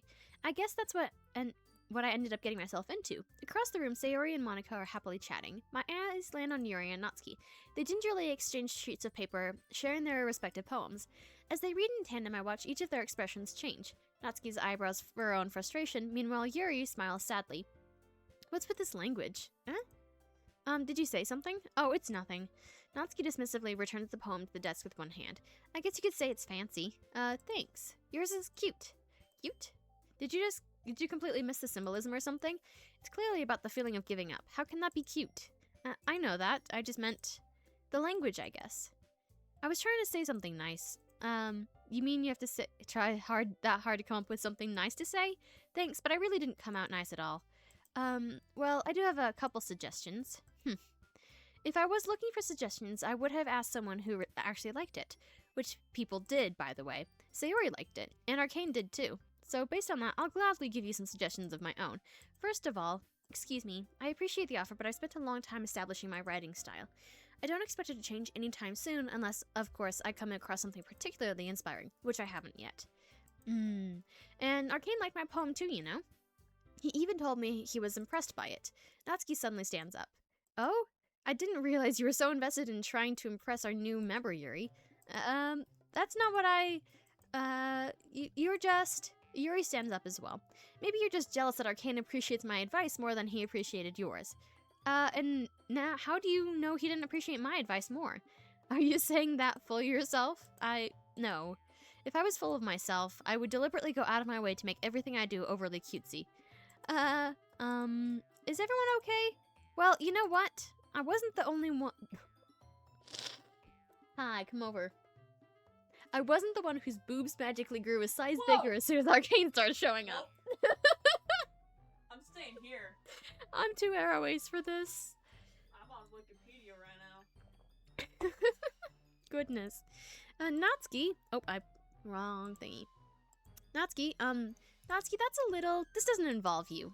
I don't like fighting guys. Suddenly, both girls turned towards me as if they noticed I was standing there. Arcane, she's just trying to make me look bad. That's not true. She started it. If she could get over herself and learn to appreciate that simple writing is more effective, then this wouldn't have happened in the first place. What's the point in making your poems all convoluted for no reason? The meaning should jump out at the reader, not force them to have to figure it out. Help me explain that to her, Arcane. Wait, there's a reason we have so many deep and expressive words in our language. It's the only way to convey complex feelings and meaning the most effectively. Avoiding them is not unnecessarily limiting yourself, it's also a waste. You understand that, right, Arcane? Well, how did I get dragged into this in the first place? It's not like I know anything about writing, but whomever I agree with, they'll probably think more highly of me. Okay, my opinion on this. Both are good. It just depends on your writing style. If you have something more simple, you can totally lean into having more obvious meanings behind your poems. But if you want things to be more complicated, you totally can. Neither is better than the other. That's just my opinion. Saying that, I like Yuri. She's sweet. Natsuki, you're right that I liked your poem. See? Wait. That's not an excuse for you to be so mean. You shouldn't pick a fight just because someone's opinion is different. That's not what happened at all. Yuri wouldn't even take my poem seriously. I understand, Yuri. You're a seriously talented writer. It's no secret that I was impressed. Well, but here's the thing. No matter how simple or refined someone's writing style is, they're still putting feelings into it and it becomes something really personal. Exactly. That's why Natsuki felt threatened when you said her poem was cute. I see. I didn't notice that, and I'm sorry. But Natsuki, you took it way too far. Yuri means well, and if you just told her how you felt, then this wouldn't have happened in the first place. Are you kidding? That's exactly what I did. It was her that... Natsuki, I think that's enough. You both said some things that you didn't mean. Yuri apologized. Don't you think you should too? Natsuki clenched her fists. In the end, nobody has taken her side, and she's trapped, at this point, being defiant only because she can't handle the pressure. I end up feeling, words. Sometimes when I'm hurt, it helps me take a walk and clear my head. Sayori, she doesn't need to. You know what? I'm going to do that. It'll spare me from having to look at all your faces right now. Without warning, Natsuki snatches her own poem up from the desk and storms out. On her way out, she crumples up the poem with her hands and throws it in the trash. What did you Natsuki. do? What did you do? I don't know. I just took Yuri's side a little bit. She really didn't need to do that. I looked across the room. Yuri has her chin buried in her hands while she stares down at her desk. I gingerly approach her and sit in an adjacent chair. Everything all right? I'm so embarrassed. I can't believe I acted like that. You probably hate me now. Now, Yuri, how could anyone not have gotten frustrated after being treated like that? You handled it as well as anyone could. I don't think any less of you. Well, all right, I believe you. Thanks, Arcane. You're too kind. I'm thankful to have you as part of this club now. It's nothing. One more thing. That one thing that Natsuki said about you know, I would never do anything so shameful. So, what thing did Natsuki say? Well, never mind that. I'm gonna make some tea. Ah, good idea. Make enough for more than one person, okay? Yeah. Tea. I have tea myself. It's cold. Did you forget about your lemonade? Yeah.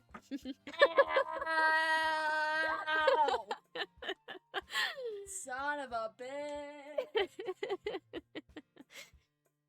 Be more careful. Not so clumsy, maybe. Okay, bruised ribs from walking into a table at work. I was being funny. Oh, sorry.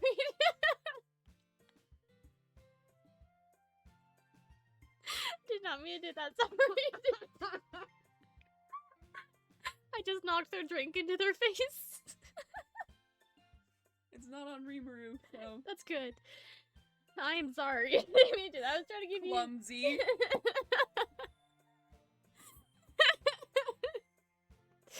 Yeah, and this is why I say I'm cartoon character levels of clumsy.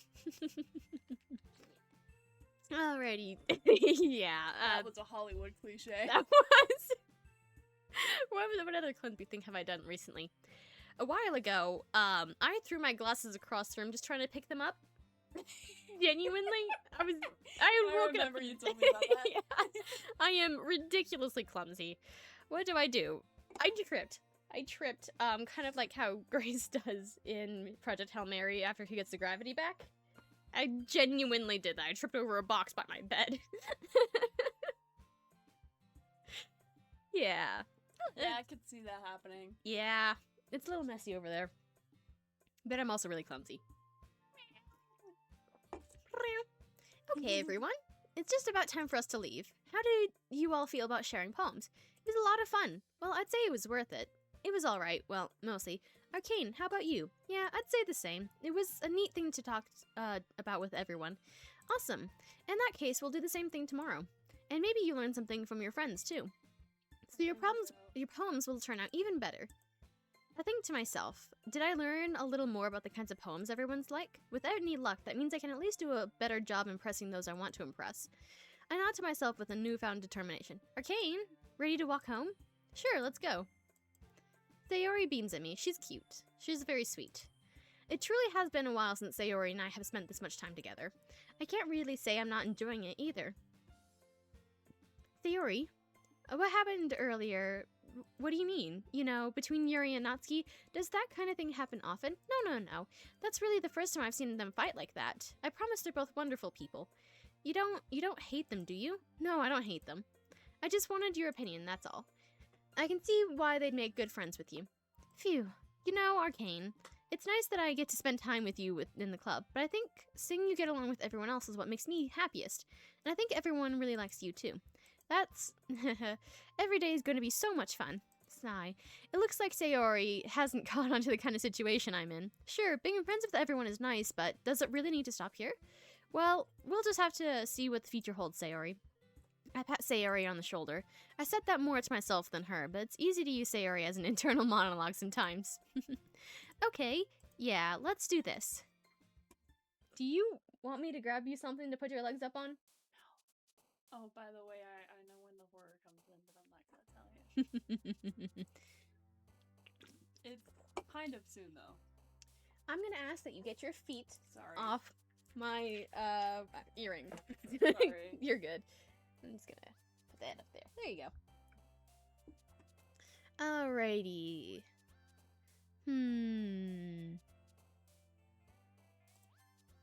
Let's see.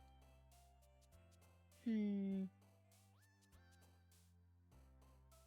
be fun to turn these words into an actual poem, just for once. I think it'd be fun.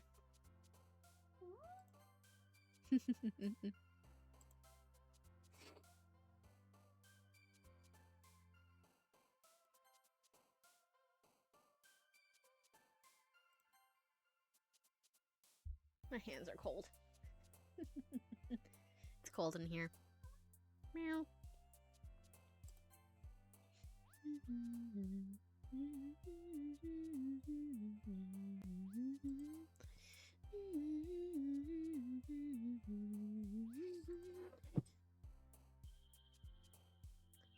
Perhaps you should be a little bit more careful, friend.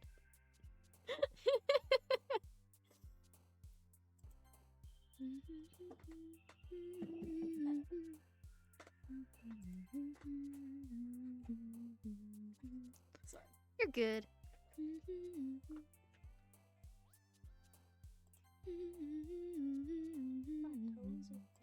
I can feel them through my pants. That sounds really sus.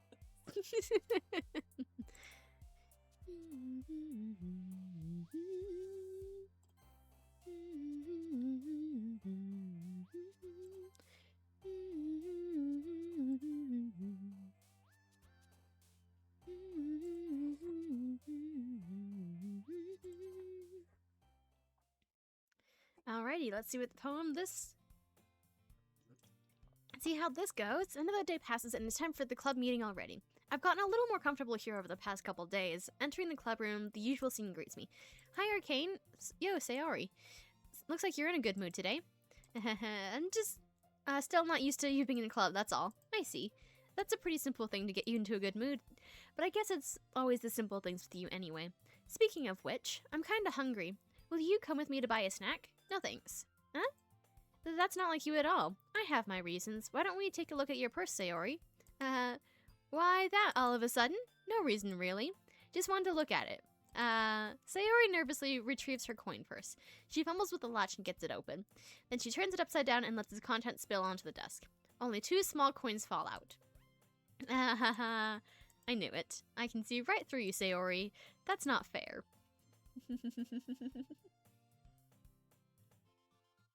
I think this matches up with you again. Look at me like that. How did you even know? It's simple. If you had enough money in the first place, you wouldn't have bought a snack. You would have bought a snack before coming to the clubroom. So either you're not hungry and want an excuse to take a walk, or you plan to conveniently forget that you spent all your money so that I would lend you some. Hey. Am I wrong? Hey, I feel very bad when you have to pay for me. I love you, though. I love you too. And your face is much warmer on my hand, thank you. I'm being assaulted. But there's one more thing. You're always hungry. And so that only leaves with the one option. I give up. Don't make me feel guilty. If you feel guilty, that means you deserve to feel guilty. Yuri suddenly giggles. I didn't notice that she was listening in. Her face is in her book as always. I wasn't listening or anything. It was just something in my book. Yuri, tell Arcana to let me borrow some money. No. Don't get me involved like that, Sayori. Besides, you should only buy what you can responsibly afford. And frankly, after pulling a little mischievous stunt like that, your suffering is fair enough retribution.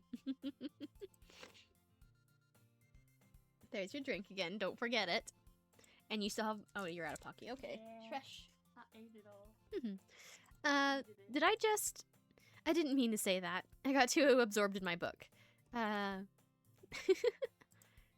really like when you speak your mind, Yuri. It doesn't happen much, but it's a fun side of you. There's no way you could think that. You were right, though. I did something bad and now have to accept the revolution. Retribution, hun. Retribution. Still, coming from you, Sayori, I guess there's a little devil inside all of us, isn't there? Don't let her fool you. Sayori knows exactly what she's doing. After all, she told you guys she was bringing me to the club before she even told me. But you wouldn't have come if it weren't for the cupcakes, so I had to trick Natsuki into making them. Come on, give me more credit than that, Sayori. Oh dear. Ow. What was... A cookie? Sure enough, it's a giant cookie wrapped in plastic. Sayori glances around. Is this a miracle? It's because I paid my restitution. Retribution. Actually, that one almost worked. I was just gonna give it to you, but then I heard you blab about the cupcakes. It was totally worth seeing your reaction, though. Natsuki, that's so nice of you. I'm so happy. Sayori hugs the cookie. Geez, just eat it. Sayori rapidly tears open the wrapper and takes a big bite. So good. Sayori suddenly claps her hands over her mouth. I bit my Of course she did. You're going through a lot just over one cookie. Natsuki takes a bite of her own cookie. Yours looks really good too, Natsuki. Can I try it? Geez, beggars can't be choosers. But yours is chocolate. Yeah, why do you think I gave you that one? Fine. Still, I'm really happy that you shared this one with me. Sayori gets out of her seat and gets behind Natsuki, then wraps her arms around her. Jeez, I get it. Cookie still in hand, Natsuki reaches up to nudge Sayori off her. Sayori suddenly leans down and takes a bite of Natsuki's cookie. Sayori. Don't look at me. I have never done that one time. You're cold! At least she enjoys a cookie, indeed. Cookies are very good. Stop licking me! You're putting your cold ass hands on my newly warmed up face. Hey, did you just seriously do that? Mouthful, Sayori trots away to safety. Yuri and I laugh as well. Geez, you're such a kid sometimes. Monica, can you tell Sayori? Natsuki glances around. Monica isn't in the club room. Where's Monica anyway? Good question. Have any of you heard anything about her being late today? Not me. Yeah, I haven't either. That's a bit unusual. I hope she's okay. Of course she is okay. She probably just had something to do today. She's pretty popular after all. You don't think she has a... I wouldn't be surprised. She's probably more desirable than all of us combined. That's true. Excuse me. Suddenly the door swings open. Sorry, I'm super sorry. There you are. I didn't mean to be late. I hope you guys weren't worried or anything.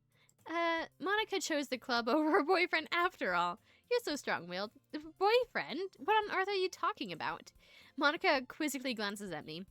Never mind that. What held you up anyway? Well, my last period today was study hall. To be honest, I kind of just lost track of time. That makes no sense, though. You're fine. You would have heard the bell ring at least. I must not have heard it since I was practicing piano. Piano? I wasn't aware you played music as well, Monica. I don't really. I just kind of started recently. I've always wanted to learn piano. That's so cool. You should play something for us, Monica. Monica looks at me. Maybe once I get a little bit better, I will. Yay! That sounds cool. I'd also look forward to it. Is that so?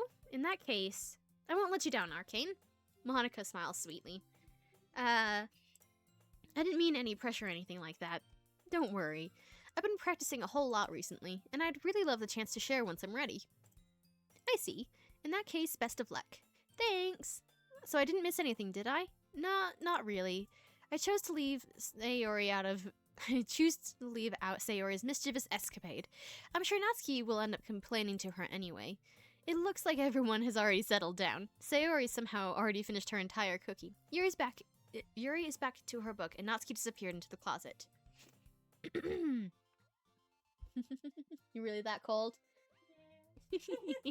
They've gotten into my bed now. There's like 6 blankets on there, so it's actually quite nice. It's very nice in there. I'm freezing. I'm really curious to talk to Yuri a little bit more, but at the same time, I would feel bad for distracting her from reading. I catch a glimpse of the cover of her book. It looks like the same book she lent to me. More than that, she seems to be on the first few pages. Crap. I think she knows me looking at her. She sneaks another glance at me and our eyes meet for a split second. But that only makes her hide her face deeper into her book. Sorry. I was just spacing out. I mutter this, sensing I made her uncomfortable. Oh, it's fine.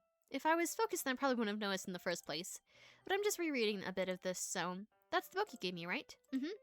I want to reread some of it. Not for any particular reason. Just curious. How come you have 2 copies of the same book? Well, when I stopped at the bookstore yesterday...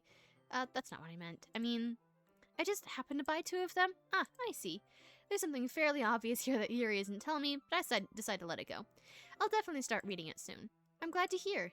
Once it starts to pick up, you might have a hard time putting it down. It's a very engaging and relatable story. Is that so? What's it about anyway? Well, Yuri closes the book and scans her eyes over the back. The book is titled Portrait of Markov. It's an ominous-looking eye symbol. Ooh, I like eyes. Eye symbol on the front cover. All right. I just wanted to make sure I don't accidentally give anything away. Basically, it's about this girl in high school who moves in with her long-lost younger sister, but as soon as she does, her life gets really strange. She gets targeted by these people who escape from a human experimentation prison. And while her life is in danger, she needs to desperately choose who to trust. No matter what she does, she ends up destroying most of her relationships and her life starts to fall apart. That's kind of dark, isn't it? Yuri made it sound like it was going to be a nice story, so that dark turn came from nowhere. Yuri gently giggles all of a sudden. Are you not a fan of that sort of thing, Arcane? No, it's not that. I mean, I can definitely enjoy those kinds of stories, so don't worry. I hope so. Yeah, I totally forgot that Yuri is into those things. She's so shy and reclusive on the outside, but her mind seems to be completely different. It's just those kinds of stories, they challenge you to look at life from a strange new perspective. When horrible things happen, not just because someone wants to be evil, but because they have their own goals or their own philosophy that they believe in. Then suddenly, when you thought you relate to the protagonist, they're made out to be the naive one for letting their one-sided morals interfere with the villain's plans. I'm rambling, aren't I? Not again. I'm sorry. Don't apologize. I haven't lost interest or anything. Well, I guess it's alright then, but I feel like I should let you know I have this problem. When I let things like books and writings fill my thoughts, I kind of forget to pay attention to other people. Nearly every single person I talk to is that way. I am friends with a lot of yappers, and I tend to be more of a listener in that regard, but it's very fun. I enjoy it. Kind of forget to pay attention to other people, so I'm sorry if I end up saying something strange. And please stop me if I start talking too much. It's not gonna happen. I love hanging out with yappers, honestly. They're fun. And I don't have to talk as much. I'm actually not a big fan of talking as much, despite the fact that I stream. Streaming is the one time where I yap a lot. But yeah. I love yappers. I really don't think you need to worry. That just means you're passionate about reading. The least I can do is listen. It's a literature club after all. Well, that's true. In fact, I might as well get started reading it, right? You don't have to. What are you saying? Just a moment ago, you said you were looking forward to it. Let me just get the book. I quickly retrieved the book that I had put into my bag. Alright, it's fine if I sit here, right? I slip into the seat next to Yeah. Are you sure? You seem a little apprehensive. I'm sorry. It's not that I don't want you to. It's just something I'm not very used to. That is, reading in company with someone. I see. Well, just tell me if I end up distracting you or anything. Alright. I open the book and start the prologue. I soon understand what Yuri means about reading in company. It's as if I can feel her presence over my shoulders as I read. It's not a particularly bad thing, maybe a little distracting, but the feeling is somewhat comforting. Yuri's in the corner of my eye. I realize that she's not actually looking at her own book. I glance over. It looks like she's reading from my book instead. Sorry, I was just... Yuri, you really apologize a lot, don't you? I do? I don't really mean to. Sorry. I mean... I'm friends with people who apologize a lot too, Saren. Hang on, they're asleep, I think. Nope, you're awake. You apologize too much. They just flipped me off.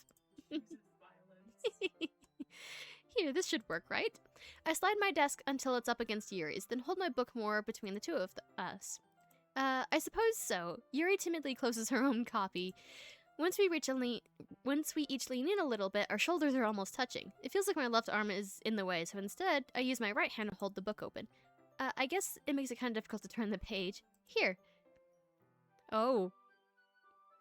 Do you want to see the screen? Is it gay again?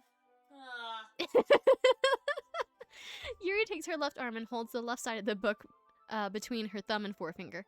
I do the same with my right arm on the right side of the book. That way, I turn a page and Yuri slides it under her thumb after it flips to her side. But in holding it like this, we're huddled even closer than before. It's actually kind of distracting me. It's as if I can feel the warmth of Yuri's face, and she's in the corner of my vision. Are you ready? To turn the page. Sorry, I think I got a bit distracted for a second. I glance over at Yuri's face again, and our eyes meet. I don't know how I'll be able to keep my eyes up with her.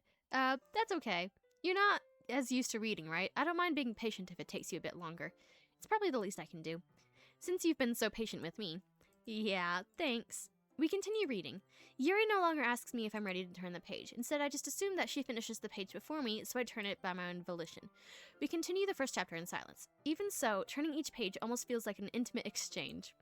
My thumb gently letting go of the page, letting it flutter over to her side as she catches it under her own thumb. Hey Yuri, this might be a silly thought, but the main character kind of reminds me of you a little bit. You think so? How does she? Well, I guess she's more blunt in a lot of ways, but she also second-guesses all of the things she says and does. Like she's afraid she'll do something wrong. It's not like I can see into your head or anything, but they're kind of reminiscent of your own mannerisms. I see. Yuri remains silent for a moment, but Arcane, that's probably a terrible thing I have in common with her. That's so embarrassing that you think that. Wait, I didn't mean it in a bad way or anything. Sorry, I really didn't know you were self-conscious about that sort of thing. I guess I more meant that it's kind of cute. What are you saying all of a sudden? Okay, everyone. I think it's about time we share today's poems with each other. We might not have enough time if we wait too long. Right. Yuri exhales, spared from finishing her thought. Is that all right, Yuri? You look kind of down. I'm sorry if you haven't been looking forward to this. It's fine. Yuri releases her hand from the book, causing it to close on top of my thumb. Alright, I guess I'll do some more reading tonight. Or would you prefer only read it with you? I guess I don't have too much of a preference either way. In that case, I'll read a little bit more tonight. It'll be more fun to read with you after it picks up a bit, you know? That's good reasoning. In that case, feel free to finish the first 2 chapters on your own time. Alright, I stand up. I make a mental note of where I left off in the book, then slip it back into my bag. Okay, who do I show the poem to first? I'm cold. Where's my blanket? Blanket. Really cold in here. Water. There we go. Let's read it to Yuri since she's real sweet. I like her a lot. Let's see what you've written for today. She also gives a lot of really good feedback. Yuri stares at the poem with a surprised expression on her face. Do you like it? Arcane? This one might be even better than yesterday's. How did you even pick up on this so quickly? Just yesterday I was telling you the kind of techniques worth practicing. Maybe that's why. You did a good job explaining. I really wanted to give it a try giving it more imagery. Yuri visibly swallows. Even her hands appear sweaty. I'm not used to this. Used to what? I don't know. It's fine. Take your time. Yuri breathes and collects her thoughts. I know that Yuri likes to think before she speaks, so I offer that patience to her.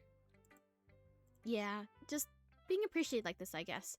It probably sounds really stupid, but seeing someone motivated by my own writing, it just makes me really happy.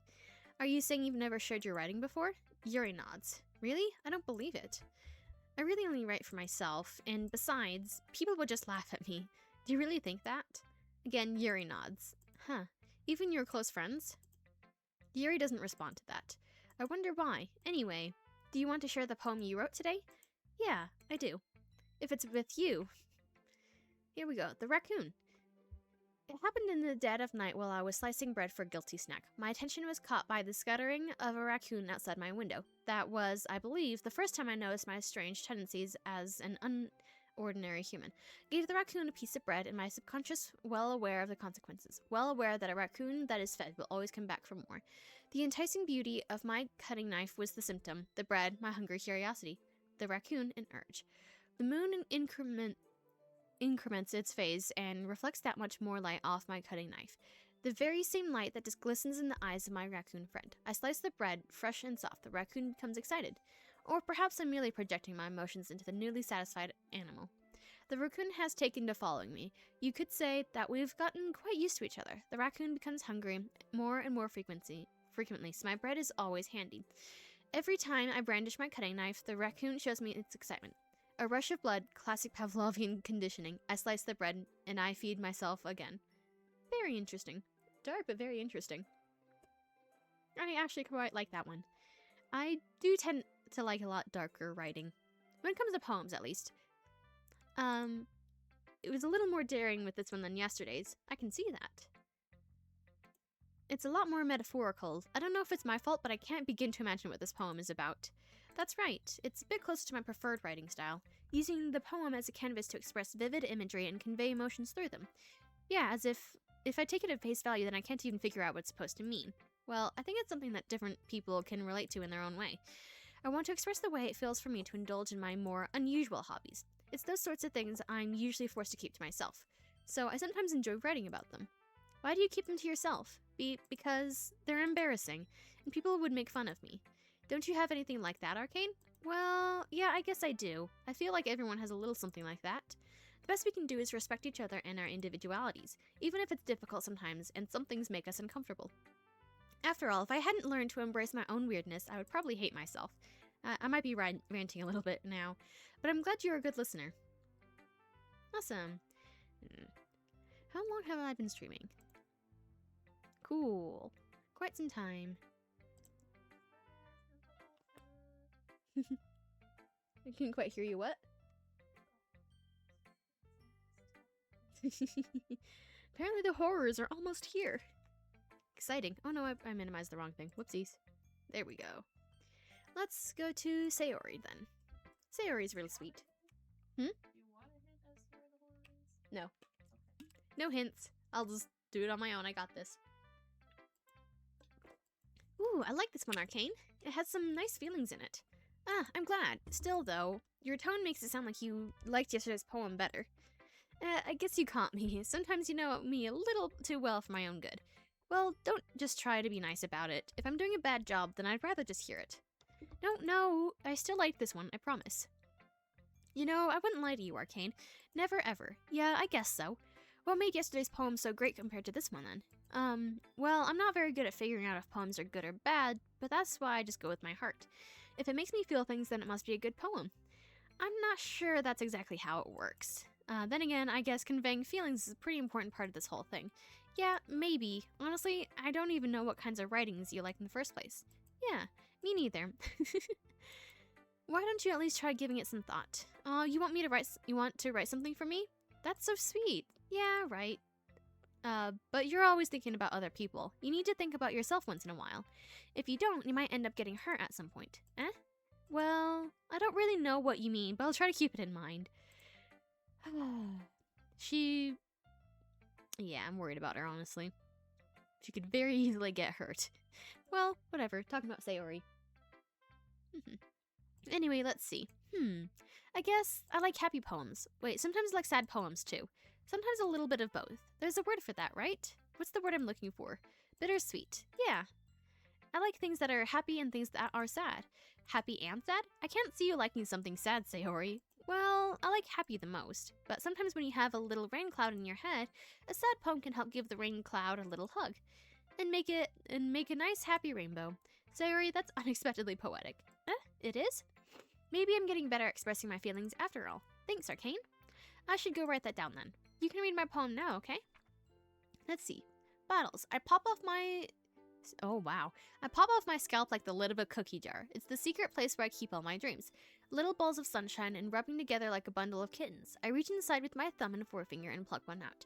It's warm and tingly, but there's no time to waste. I put it in a bottle to keep it safe, and I put the bottle on the shelf with all the other bottles. Happy thoughts, happy thoughts, happy thoughts, and bottles all in a row. My collection takes a lot of friends. Each bottle makes me a lot of friends. Each bottle a starlight to make amends. Sometimes my friend feels a certain way. Down comes a bottle to save the day. Night after night, more dreams. Friend after friend, more bottles. Deeper and deeper my fingers go, like exploring a dark cave, discovering the secrets hiding in the nooks and crannies, digging and digging, scraping and scraping. I blow dust off my bottle caps. It doesn't feel like time elapsed. My empty shelf could use some more. My friends look through my locked front door. Finally, all done, I open up and in come my friends. In they come in such a hurry. Do they want my bottles that much? I frantically pull them from the shelf, one after the other, holding them out to each and every friend, each and every bottle. But every time I let one go, it shatters inside the I can't read that word. The line between my feet. I can't read that one. Oh well. Happy thoughts, happy thoughts, happy thoughts in shards all over the floor. They were supposed to be for my friends who aren't smiling. They're all shouting, pleading something, but all I hear is echo, echo, echo, echo, echo inside my head. That is a really good poem. Honestly, I loved that. I love the slightly gory imagery of scalp right at the beginning of the poem when it's paired with like cookie jar and all the balls of sunshine kittens. I love the contrast between those. And then it's also a very relatable poem about giving away parts of yourself to other people and them only liking you for those bits. I really like that. Poetry's fun. Holy crap, Sayori, did you really write this? Of course I did. Didn't I tell you yesterday I was going to write the best poem ever? Yeah, but I mean, I didn't expect something like this coming from you. Monica taught me a whole lot, and I've been really in touch with my feelings recently. I see that.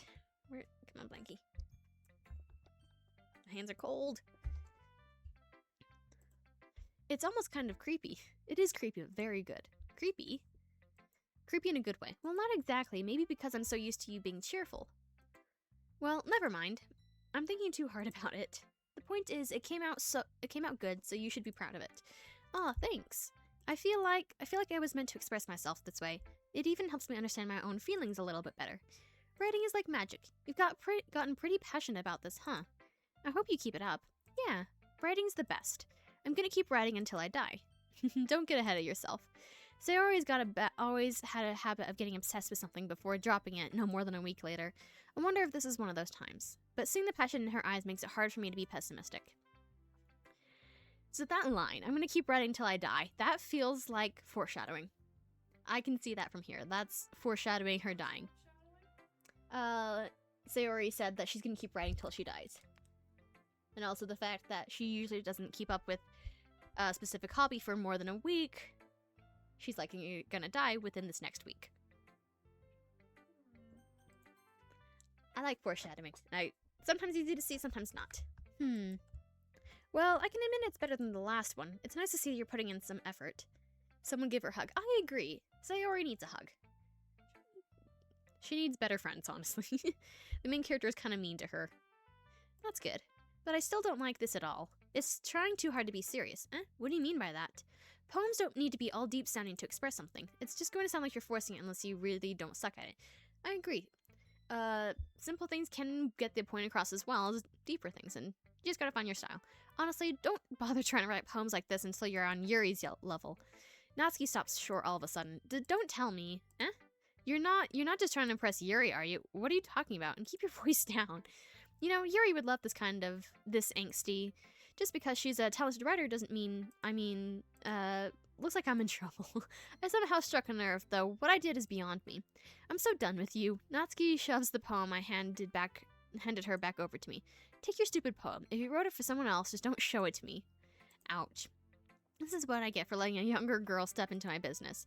Unless I was a mind reader, I was destined to be in a world of pain from the start. At least Natsuki wasn't really the girl I was trying to impress in the first place. I'm not really trying to impress anyone in particular. I just have a particular style of writing and poetry, and it tends to line more up with Yuri. Let's read Monika's. Though Sayori's rather good as well. Hi again, Arcane. How's the writing going? Alright, I guess. I'll take that. As long as it's not going bad. I'm happy that you're applying yourself. Maybe soon you'll come up with a masterpiece. Haha, I wouldn't count on that. You never know. Want to share what you wrote for today? Sure, here you go.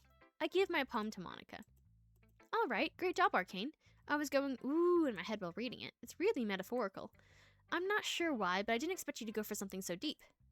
I guess I underestimated you. It's easiest for me to keep everyone's expectations low. That way, it always counts when I put in some effort.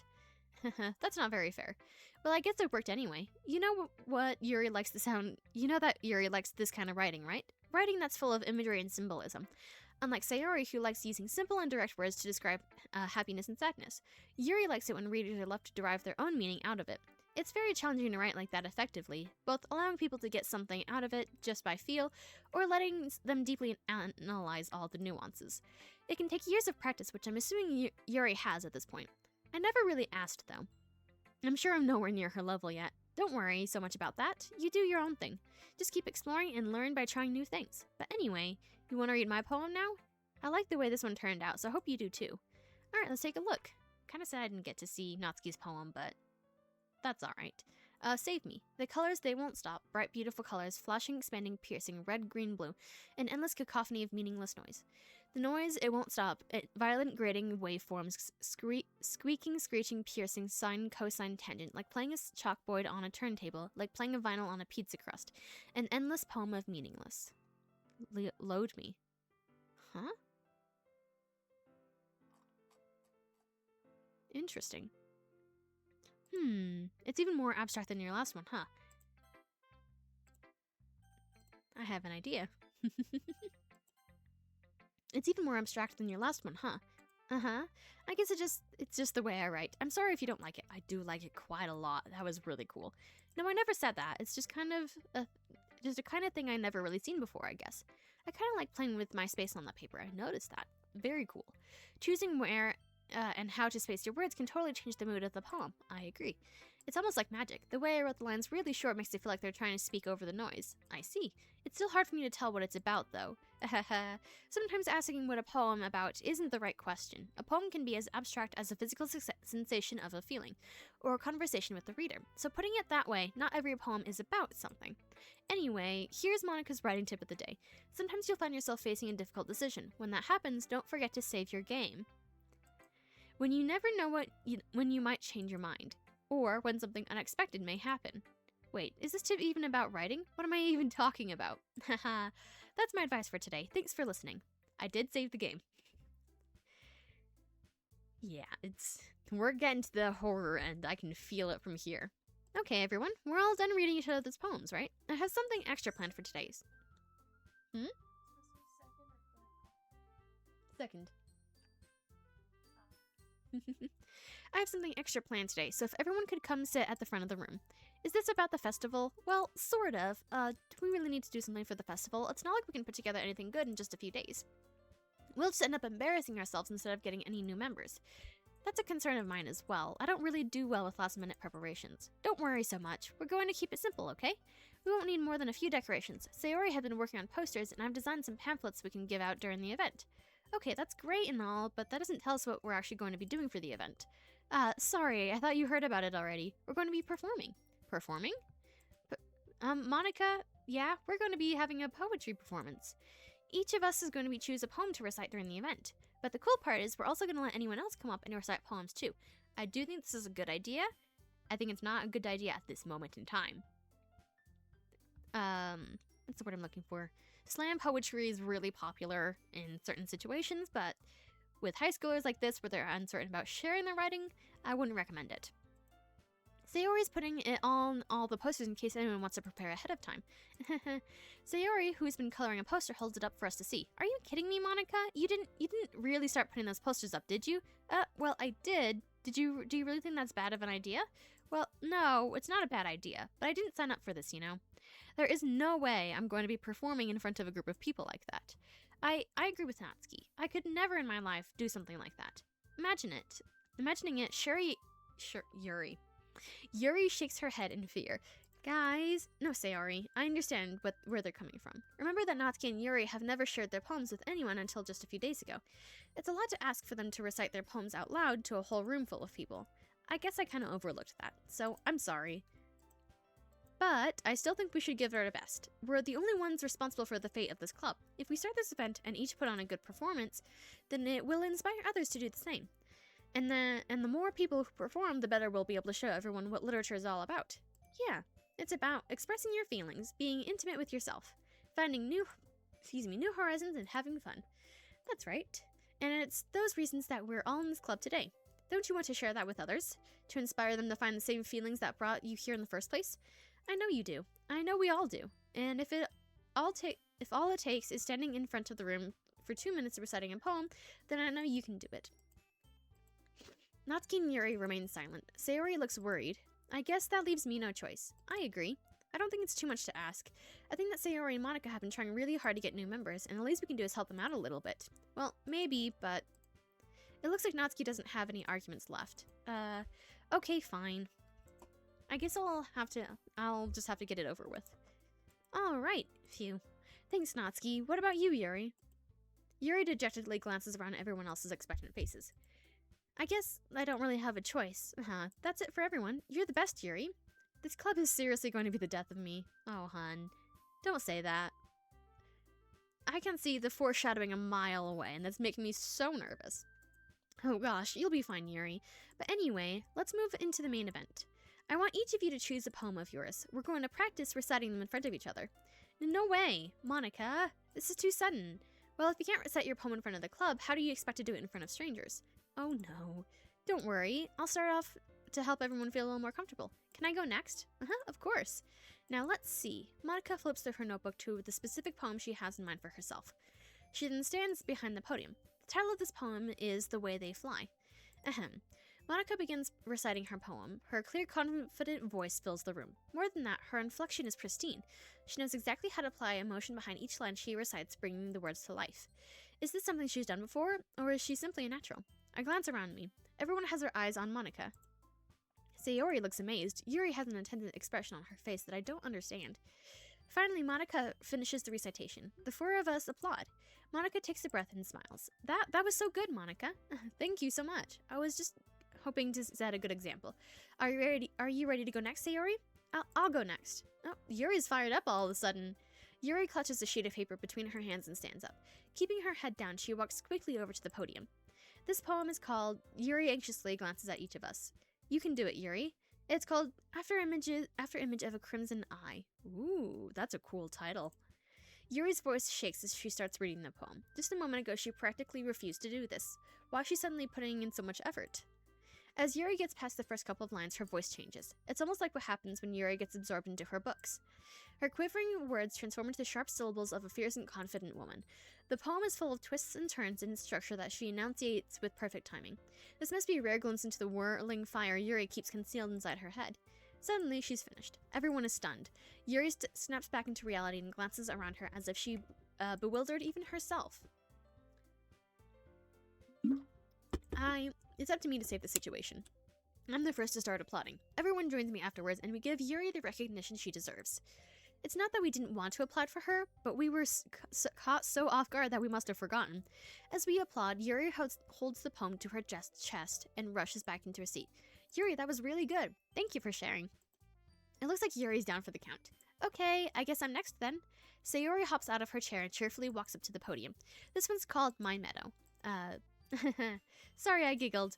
Sayori, it's a lot harder than I thought. How do you guys do it so easily? Try not to think of it like you're reciting it to other people. Imagine you're reciting it to yourself, like in front of a mirror or in your own head. It's your poem, so it'll come out best that way. I see. Okay then. Sayori begins her poem. Somehow it feels like her soft voice has made a perfect match. The poem isn't aimlessly cheery like Sayori is. It's serene and bittersweet. If I were to read this poem on paper, I probably wouldn't think much of it, but hearing it come from Sayori's voice almost gives it a whole new meaning. Maybe this is what Sayori meant when she said she likes my poems. It's like I get to reach more deeply into someone I thought I knew through and through. Sayori finishes and we applaud. I did it! Good job, Sayori. Even Arcane liked it.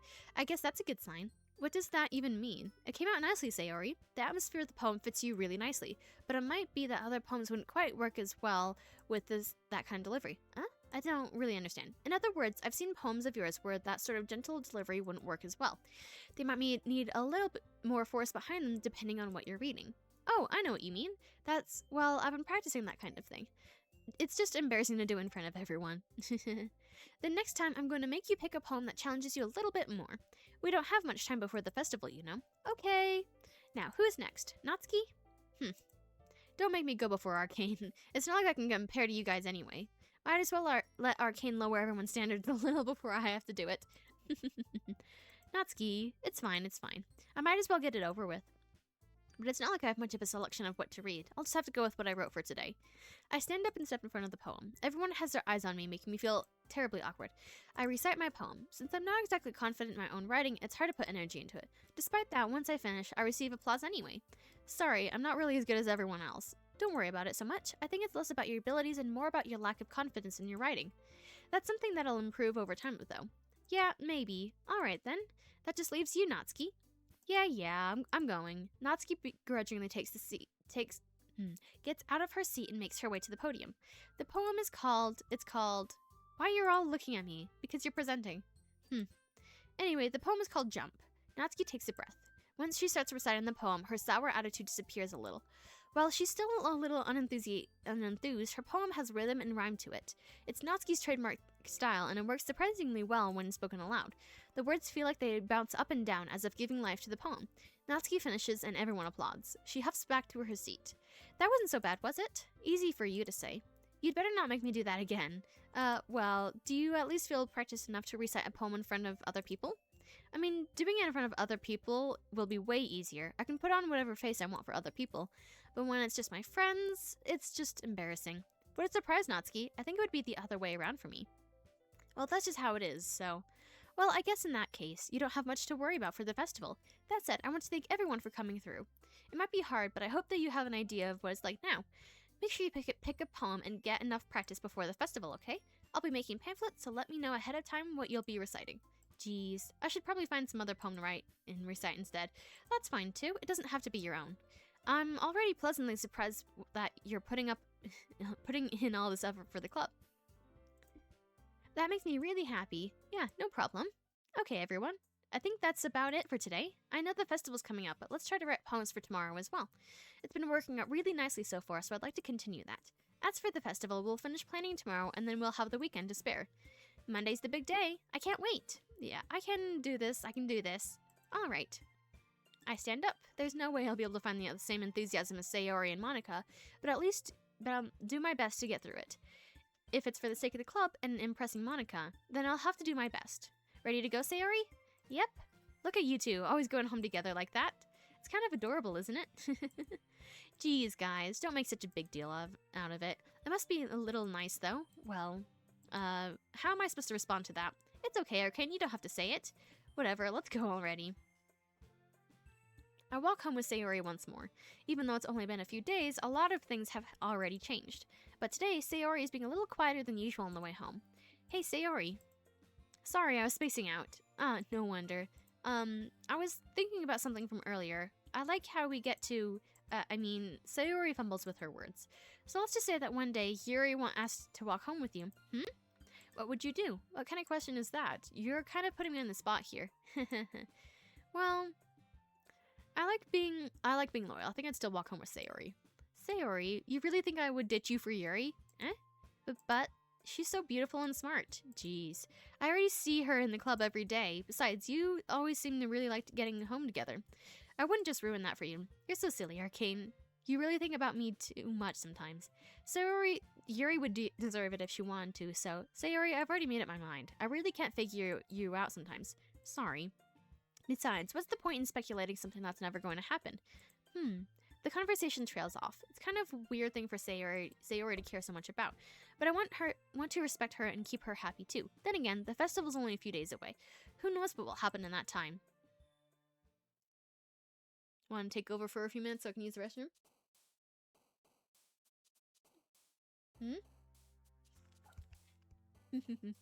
Awesome. Let me switch over to... Where's the thing I'm looking for? There it is. Awesome. Let me take off this. There we go. Have fun. And we'll throw this away as well. Your turn. Have fun. Ah! Hey, guys. I'm waiting for them to shut the door. Hold on. Okay, Arcane doesn't know this, but Sayori's about to kill herself, so if that triggers you at all, leave now. Why am I leaning so far? Is it because I'm sitting sideways? Yeah. Okay. Anyway. Hello, chat. I'm here again. My feet are really cold. Yeah, Arcane is not ready. Oh boy. Hey guys. Anyway, I have my bunny with me. I wish I could show you him, but I can't. I was scrolling through Pinterest. It was a good Pinterest scroll. With the Project Hail Mary. I love when artists draw Rocky with like just a little circle with sticks. Low res Rocky. I love low quality Rocky. Do you want a snack? Yeah. Do you want some Pocky? Yeah. Awesome, I'll be back in a few moments. Can I have a cookies and cream one? Yep. Yay! Arcane is getting me Pocky. Anyway. Alright. I don't know if chat is still here. I have no way of checking. That's aight. We're just chilling.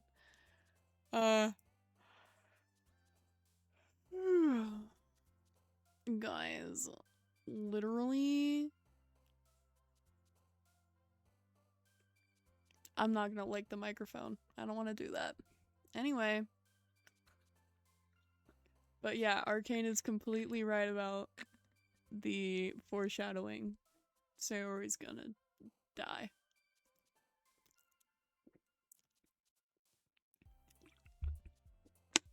I got berry lemonade, sparkling water. Pretty good, pretty good. Anyway. Yeah. This is why I don't stream myself, because I have no idea what to talk about. I like raspberries. Raspberries are good. I like raspberries. Sorry, I was like falling asleep right as Arcane was like, "Hey, come here." So, oh wow wow. Wow wow wow wow. What? Sorry, someone just emailed me. Scholarship owl, I don't care about that. Miwin. Excuse me. Miwin, why am I leaning so far? Oh my god. I'm like hunched over trying to keep the fuck, what's it called? The little guy, the red-eyed guy. I'm like hunched forward trying to keep me in the center. And There's your Pocky. Arcane just came behind me and grabbed my head. Hi, how was upstairs? Very good. I'm still eating a snack. Anyway. Yeah. This is a perfectly good, normal game and no one's gonna die. Arcane's crazy. Yeah, don't worry about it. I forgot how good pickles were. Arcane has a slice of bread, and I think they had pickles. I had a single pickle. A pickle and a slice of bread. This is what I call girl dinner. I haven't had lunch. Girl dinner. I can't say anything because I haven't had lunch either. Besides, I'm gonna need to start stream soon. Lunch was set aside for a bit. I'll have a good Girl dinner. Girl dinner. Girl dinner. Oh, girl dinner. Bread would have been better with butter on it, but I didn't even add butter. Want to play the Pocky game? No.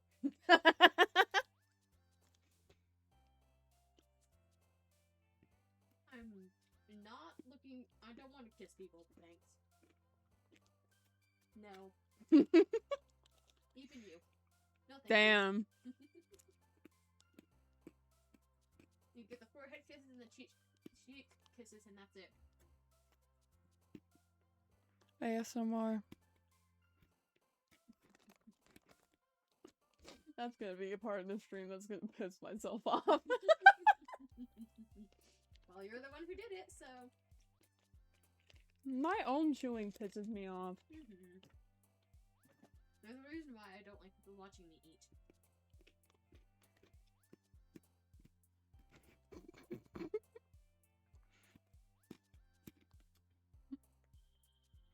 Aggression.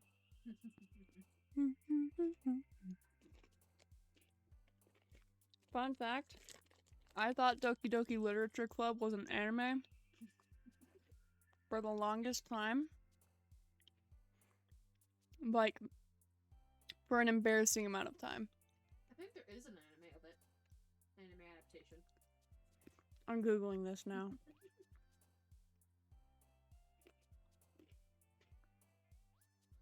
I think I've seen something like that. Maybe it's manga.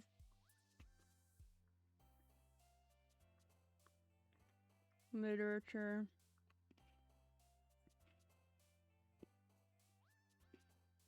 Club. Anime.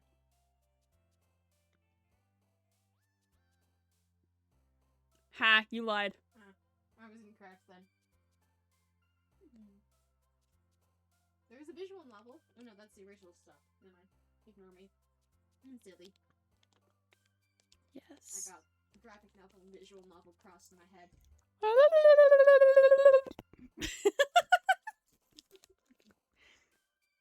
Hey guys. Hey guys. That's your own fault. Hey guys. It's Sayori. I slept in late again.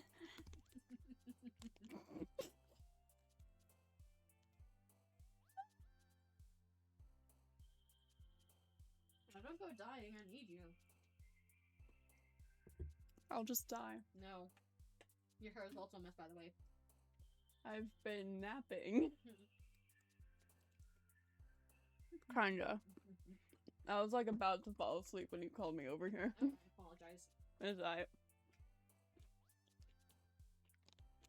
We're chilling. Snack time. You should.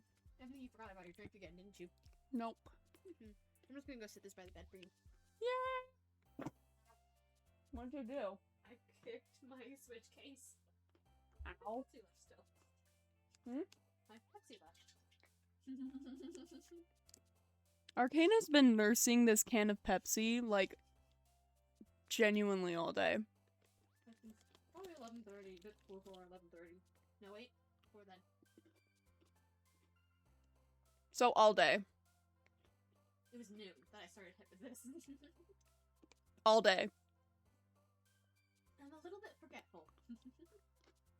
Alrighty, there we go. Scooch. My turn. I steal your blanket. And I have plenty more blankets. Let me grab this one. I don't need it. Take it. Too late. Got a different blanket. This one's covered in eyes.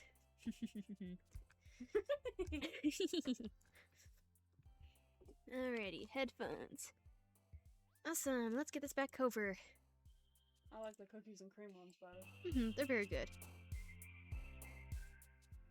Alrighty, let's write another poem then. No. I just went to use the restroom and grab a snack, and Saren was, standing in for me, so. And now I've got two blankets. Not a very good stand-in. That's totally fine. Or a good sit-in. You don't have to. I'm not a very good in. So this is the third poem that I'm writing. Bring this back. Okay.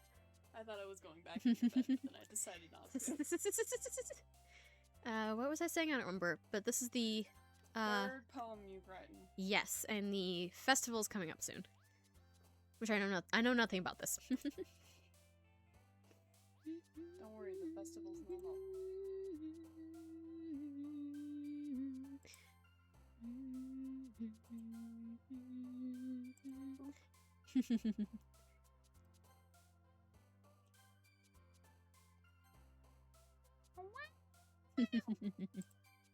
Alrighty, here we go.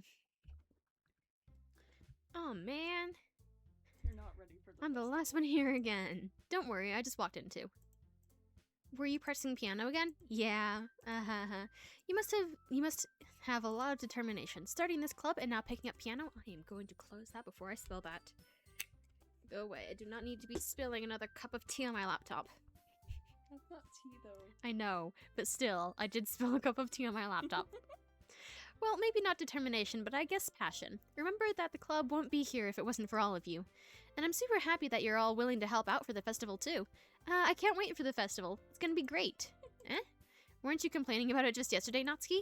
Well, yeah, I'm not talking about our part of the festival, but it's a whole day of school where you get to play and eat all kinds of delicious food. You sound a bit like Sayori all of a sudden. Monica, do they usually have fried squid? Squid? That's a pretty specific thing to look forward to. Oh, come on. Are you saying you don't like squid? You of all people? I didn't say that I don't like it. Besides, what do you mean by you of all people? Because it's right in your name. Monica. That's not how you say my name at all. Also, that joke makes no sense in translation. It makes sense to me because I know Japanese a little bit. Ika is the word for squid in Japanese. Oh, not you breaking the fourth wall. Come on. Be better. Never mind. Let's just focus on our own event for now, okay? Fine. Your reactions aren't as funny as Yuri's or Sayori's anyway. Excuse me.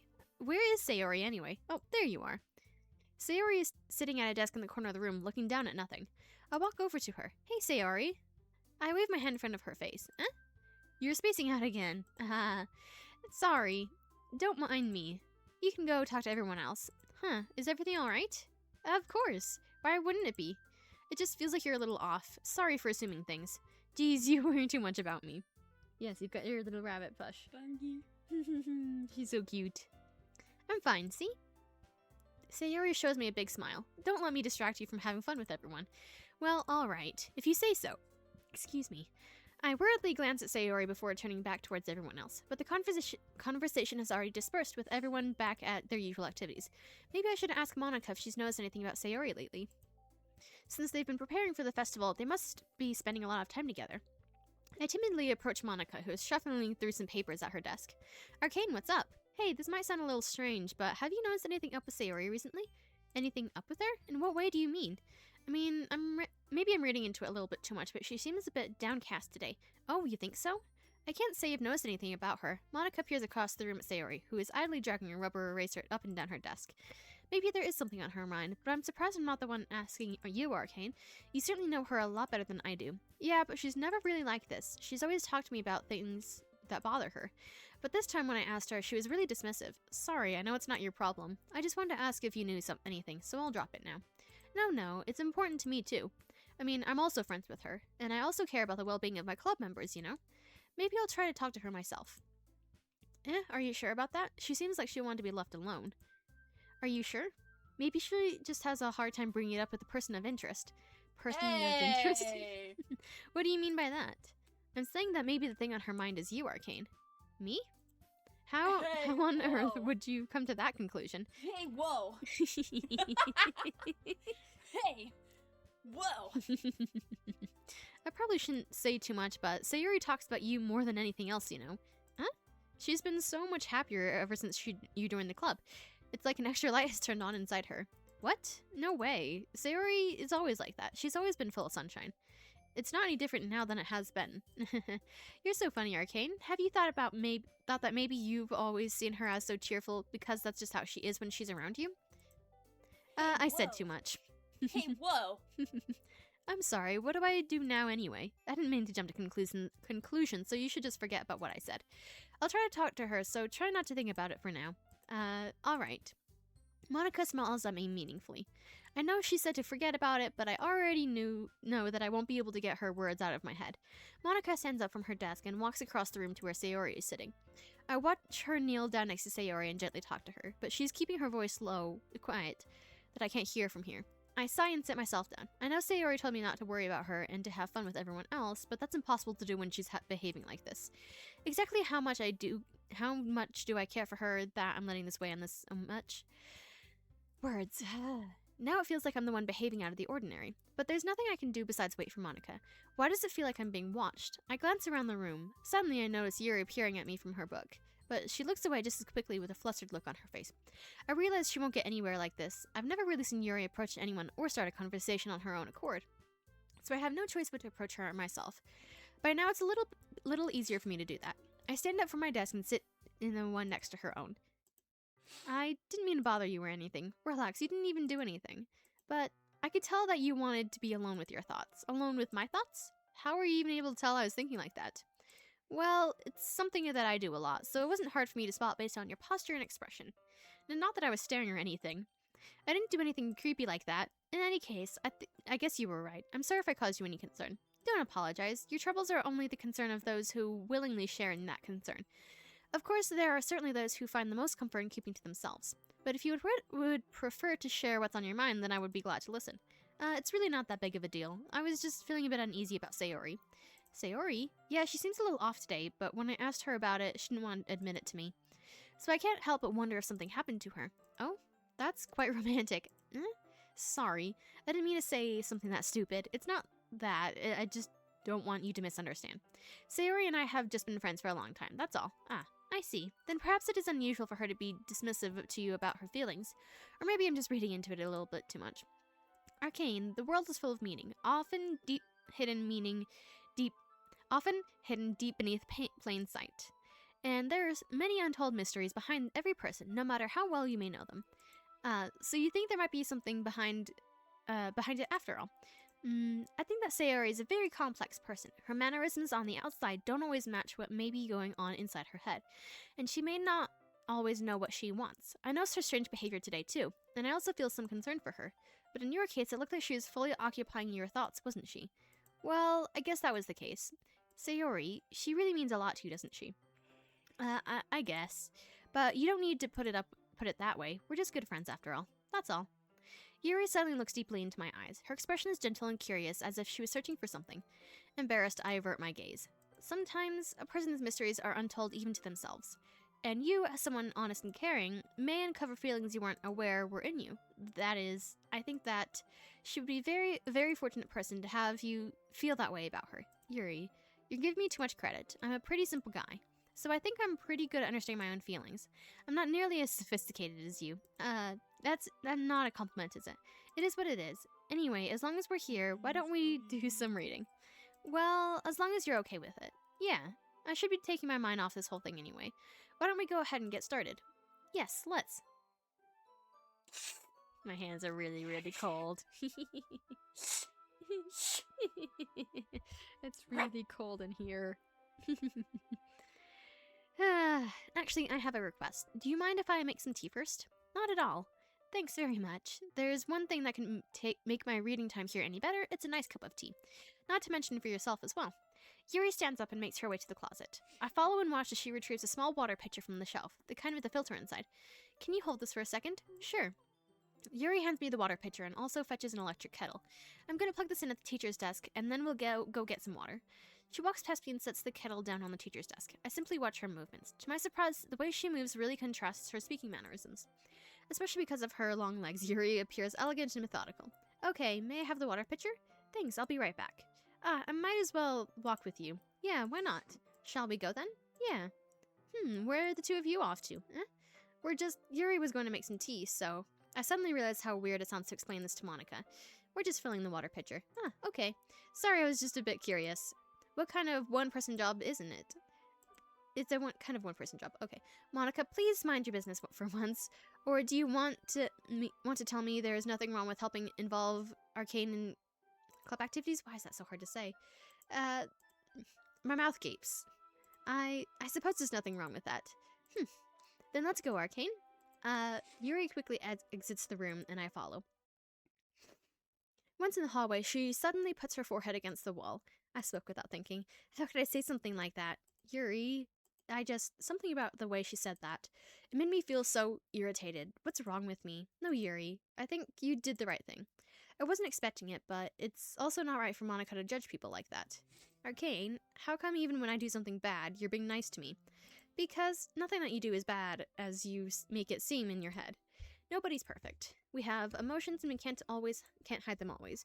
But you always amplify things in your head. Your mind turns a little light rain to shower into a hurricane. No. Wouldn't you hate me for something as terrible as that? Why would I hate you? I can't hate someone for having emotions. What kind of friend would do that? Friend, you say? Yuri lifts her head. Arcane, I really like being friends with you. Thanks, Yuri. I like being friends with you too. I feel kind of awkward saying something like that, but I'm doing my best to help Yuri feel better. Anyway, yeah, shall we go? Yeah. Yuri and I walk to the nearest water fountain. Once we fill up the water pitcher, we return to the classroom. Arcane, do you like oolong tea? Oh yeah, anything is fine. Very well. Yuri sets the temperature on the kettle to 200 degrees. That's gonna be too hot. You don't need boiling water for oolong tea. That's gonna bug me so bad. I'm a big fan of tea. Breathe. Yeah, with Take a deep herbal breath and teas. count to 10. With herbal teas, yes, you do bring it to boiling. But when it comes to black teas, it's 195 degrees Fahrenheit. And then for green tea, which I think oolong belongs in this category, it's 185 degrees. Now it's time to get the teapot. You really do this properly, don't you? Of course. I shouldn't do any less when I'm making tea for others, even if I'm not an expert on tea or anything. In that case, you'll only be even more impressed. Perhaps I will. Yuri fetches the teapot and begins measuring the leaves. To my surprise, she even starts humming a little to herself. You must be in a good mood now. Is that so? I was letting it show, and you noticed. I was doing a bit of thinking, and I decided that I would try expressing myself a little bit more. It turns out it's not very hard for me to do, when it's you who's around anyways. That's great, Yuri. Just don't push yourself too much. You're always worrying about me, Arcane. It's very endearing. Yuri wasn't kidding. I don't even know if I can keep up with this. I watched Yuri pour a cup of tea for each of us. Arcane, I have another request. Do you mind if we sit on the floor today? Huh? What's that? Why is that? It's a little bit easier on my back. I can read with my back against the wall rather than bending over at my desk. Sorry, I didn't realize. No worries. I just have back pain fairly regularly, so I do my best to manage it. Is that so? You don't need to ask that question, friend. You don't need to wonder why. It's rather visible. What question? Why she has back problems. Yeah, don't ask. It's fine, friend. See? Yeah, you don't need to mention it, hun. I have terrible reading posture, so that's why we should sit on the floor. Fair enough. I'll go ahead and get the book. I retrieved the book from my bag. I have some chocolate as well. It's a bag of small chocolate candies that I keep hidden from Sayori's candy radar. I take it since it's going well with the tea. Yuri and I then sit against the wall, teacups at our sides. As if in sync, we assume the same reading position as last time, each holding one half of the book. Except this time, our bodies are even closer to each other. I can't see too well. Yuri sides down closer until her shoulders are touching. How am I supposed to focus on reading like this? Yuri was always kind of cute, but when she's being less apprehensive, it's almost more than I can handle. No. Your teacup. No. Yuri hands me my teacup. holding it with show me my through- hand. That's not holding the book. I end up in a position that makes it even harder to Show me focus. her yitties again. Don't you show me her yitties again. No! She wears her intense reading expression. I can only presume the world around her has started to fade away. I use all my willpower to focus on reading. After a few minutes, I finally managed to relax a little. I put the teacup between my legs and fumbled with the chocolate wrapper. Sorry. I briefly let go of the book to finish opening the wrapper. You can have as much as you want. That's okay. I won't take any. Are you sure? Well, if I touch it, then I might get smudges on the pages. You're right. I didn't even think about that. My bad. And typically, chocolate doesn't go very well with tea unless you've got very specific chocolate and tea. Dark chocolate will pair better with tea because it is not quite as sweet as like milk chocolate or white chocolate. And so it just tends to pair better with the more bitter tannin flavors with the tea.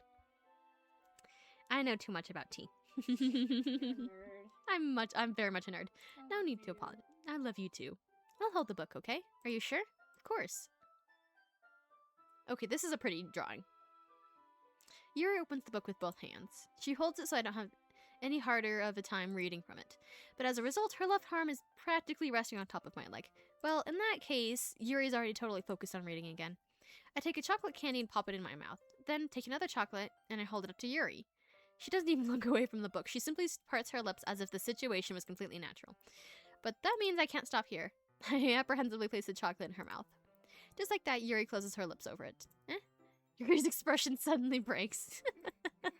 Did I just... Yuri looks at me like she needs to confirm what just happened. Arcane, sorry. I guess I shouldn't have done that. Well, you were just helping. That's something that friends do, right? I mean, not really in this kind of context, but yeah. That's all it was. Yeah. Then you don't need to stop or anything. I see. The situation has gotten really tense. Yuri tries to return to the book, but I can tell just by her expression that even she can't focus now. My heart is pounding. I nervously take another chocolate between my fingers, but this time Yuri's eyes meet mine. How did it even come to this? Yuri doesn't avert her gaze. I notice her chest is rising and falling to the rhythm of her breath. I raise my arm. Like before, Yuri parts her lips, but it's different this time. I take the chocolate and place it in her mouth. I feel her hot breath on my fingers. Okay, everyone. Thank you, Monica, for interrupting that. Don't need any more of that. It is 4:55, by the way. Yes, I know. I'll be ending soon. We can get you home at 5:30. Okay. We can start driving you home at 5:30. Yuri jolts back. It's time to share poems. Arcane, you can help Yuri put away the tea stuff, right? Yeah, of course. Okay, thanks. The spell is abruptly broken. I'll take care of the cups. Yeah. Yuri picks up the teacups from the floor. I pick up the bag of chocolates. In the end, we hastily clean up, without so much as a word between us. I get the feeling this is something neither of us will have the courage to bring up. Probably gonna end things right about here. Ah! I don't want to stop either. Right before the horror. I know, but I need to get you home, and I know you want cuddles before you go home. Yeah. So I'm gonna have to end things here, unfortunately. You can continue tomorrow. Yes, I can continue tomorrow. Though I was planning on playing Minecraft with Malowish tomorrow. Maybe Friday, but I don't know. We'll see what happens tomorrow. Thank you for joining me. I hope you enjoyed this stream. Let me turn that music back on. I enjoyed this. Ect G. Ect G. I hope you enjoyed it. I had fun. Yes. I hope I did not bore you. Saren's always fun to have around. With my entertainment. Anyways, I'm going to end here for today. Thank you for joining me, and I hope you have a great day. I'm glad you enjoyed, friend. Bye. Bye-bye.